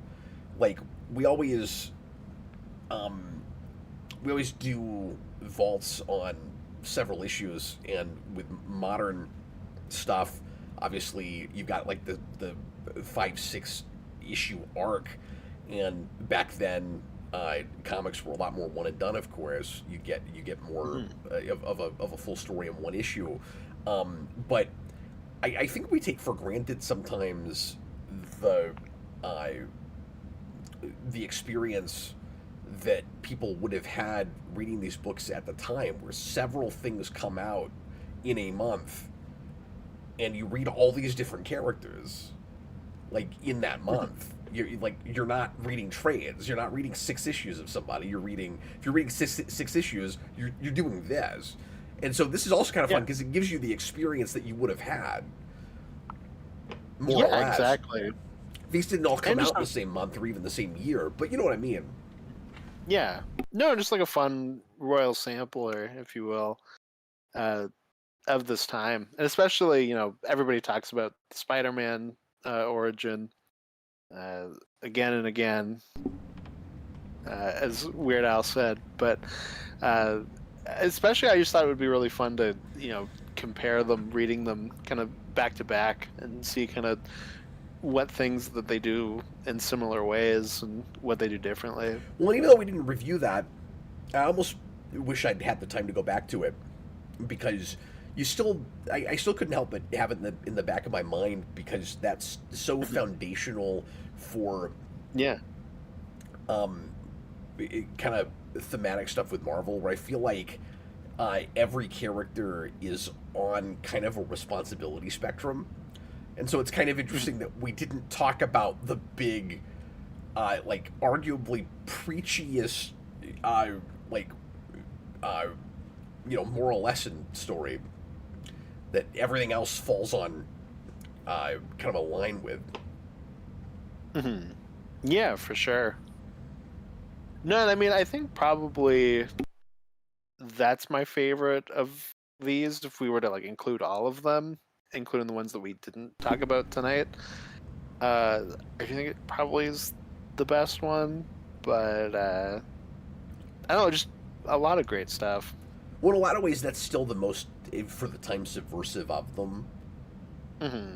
Yeah, exactly. Where it's like you made this giant but human mistake, and like now you have to figure out how to be the selfless hero because you did that. And some of these characters are already selfless in the first place, and then some of them are Yeah. just kind of like tragic victims. Yeah, real troubled place, that Marvel universe. Thank God we didn't go back to Central City, because they would have been way more troubled. Well, see, my assumption is Central City is New York City, and they just changed their minds and decided to make it New York City. No, watch, you'll pick up that new Flash and Fantastic Four story, and the Flash will come over to the Marvel universe, be like, "Oh, you guys have a Central City," and the FF will be like, "Yeah, we don't go back there. That was a bad place." Well, folks, thanks a lot for watching. We sure appreciate it. We will, I'm sure, go back to more of the Silver Age stuff at some point down the line. I don't know what Austin's going to pick next time, if he's going to stick around this or if he's going to jump to something more recent. But Austin, now Yeah. this is predicated on your being able to get your hands on it. So if you're not able to find this digitally or otherwise, we'll do something else next time. But when we come back after Christmas, I'm gonna switch gears entirely. Just because of the mood I've been in after what we reviewed last Friday.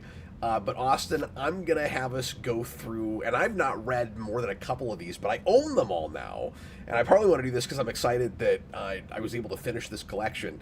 I want to take us through the Radioactive Man issues.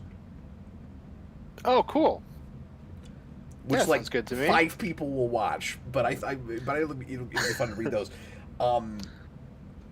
It's real fun comic parody stuff. Yeah. No, I'm excited to read that. That's gonna be funny because people are gonna look at that video and be like, "Oh, Austin picked this The Simpsons comic then." No, actually, I really like Radioactive Man. And stuff we talked about tonight will, I'm sure, be referenced. Oh, I'm sure. Yeah, definitely. But yeah, And there's Radioactive Man's origin is just the Hulk origin. and there's a lot of just like comic parody and comic history ribbing. That would be great. Happens. I'm excited. The first issue I bought, I think, does a bunch of Dark Knight Returns stuff, and I think is just making fun of like '90s edgelord stuff, if memory serves. But it's been a few years now. Oh, cool. So yeah, nobody's gonna watch that video, but it'll be fun to talk about. Yeah, exactly. That's all that matters. Well, folks, we appreciate you. Thanks a lot for watching. Sorry, I'm kind of falling asleep. But we will be back again with more fun, geeky stuff starting tomorrow night on Geekvolution. We've got one more big comic show to do before the end of the year, and we didn't do a comic late night last week. So once again, I've got a lot to review and a bunch of new acquisitions again. I'm going to have a lot of comics to show tomorrow. And thanks for watching. I was Captain Logan, and this was Austin. The day goes. Good night, everybody.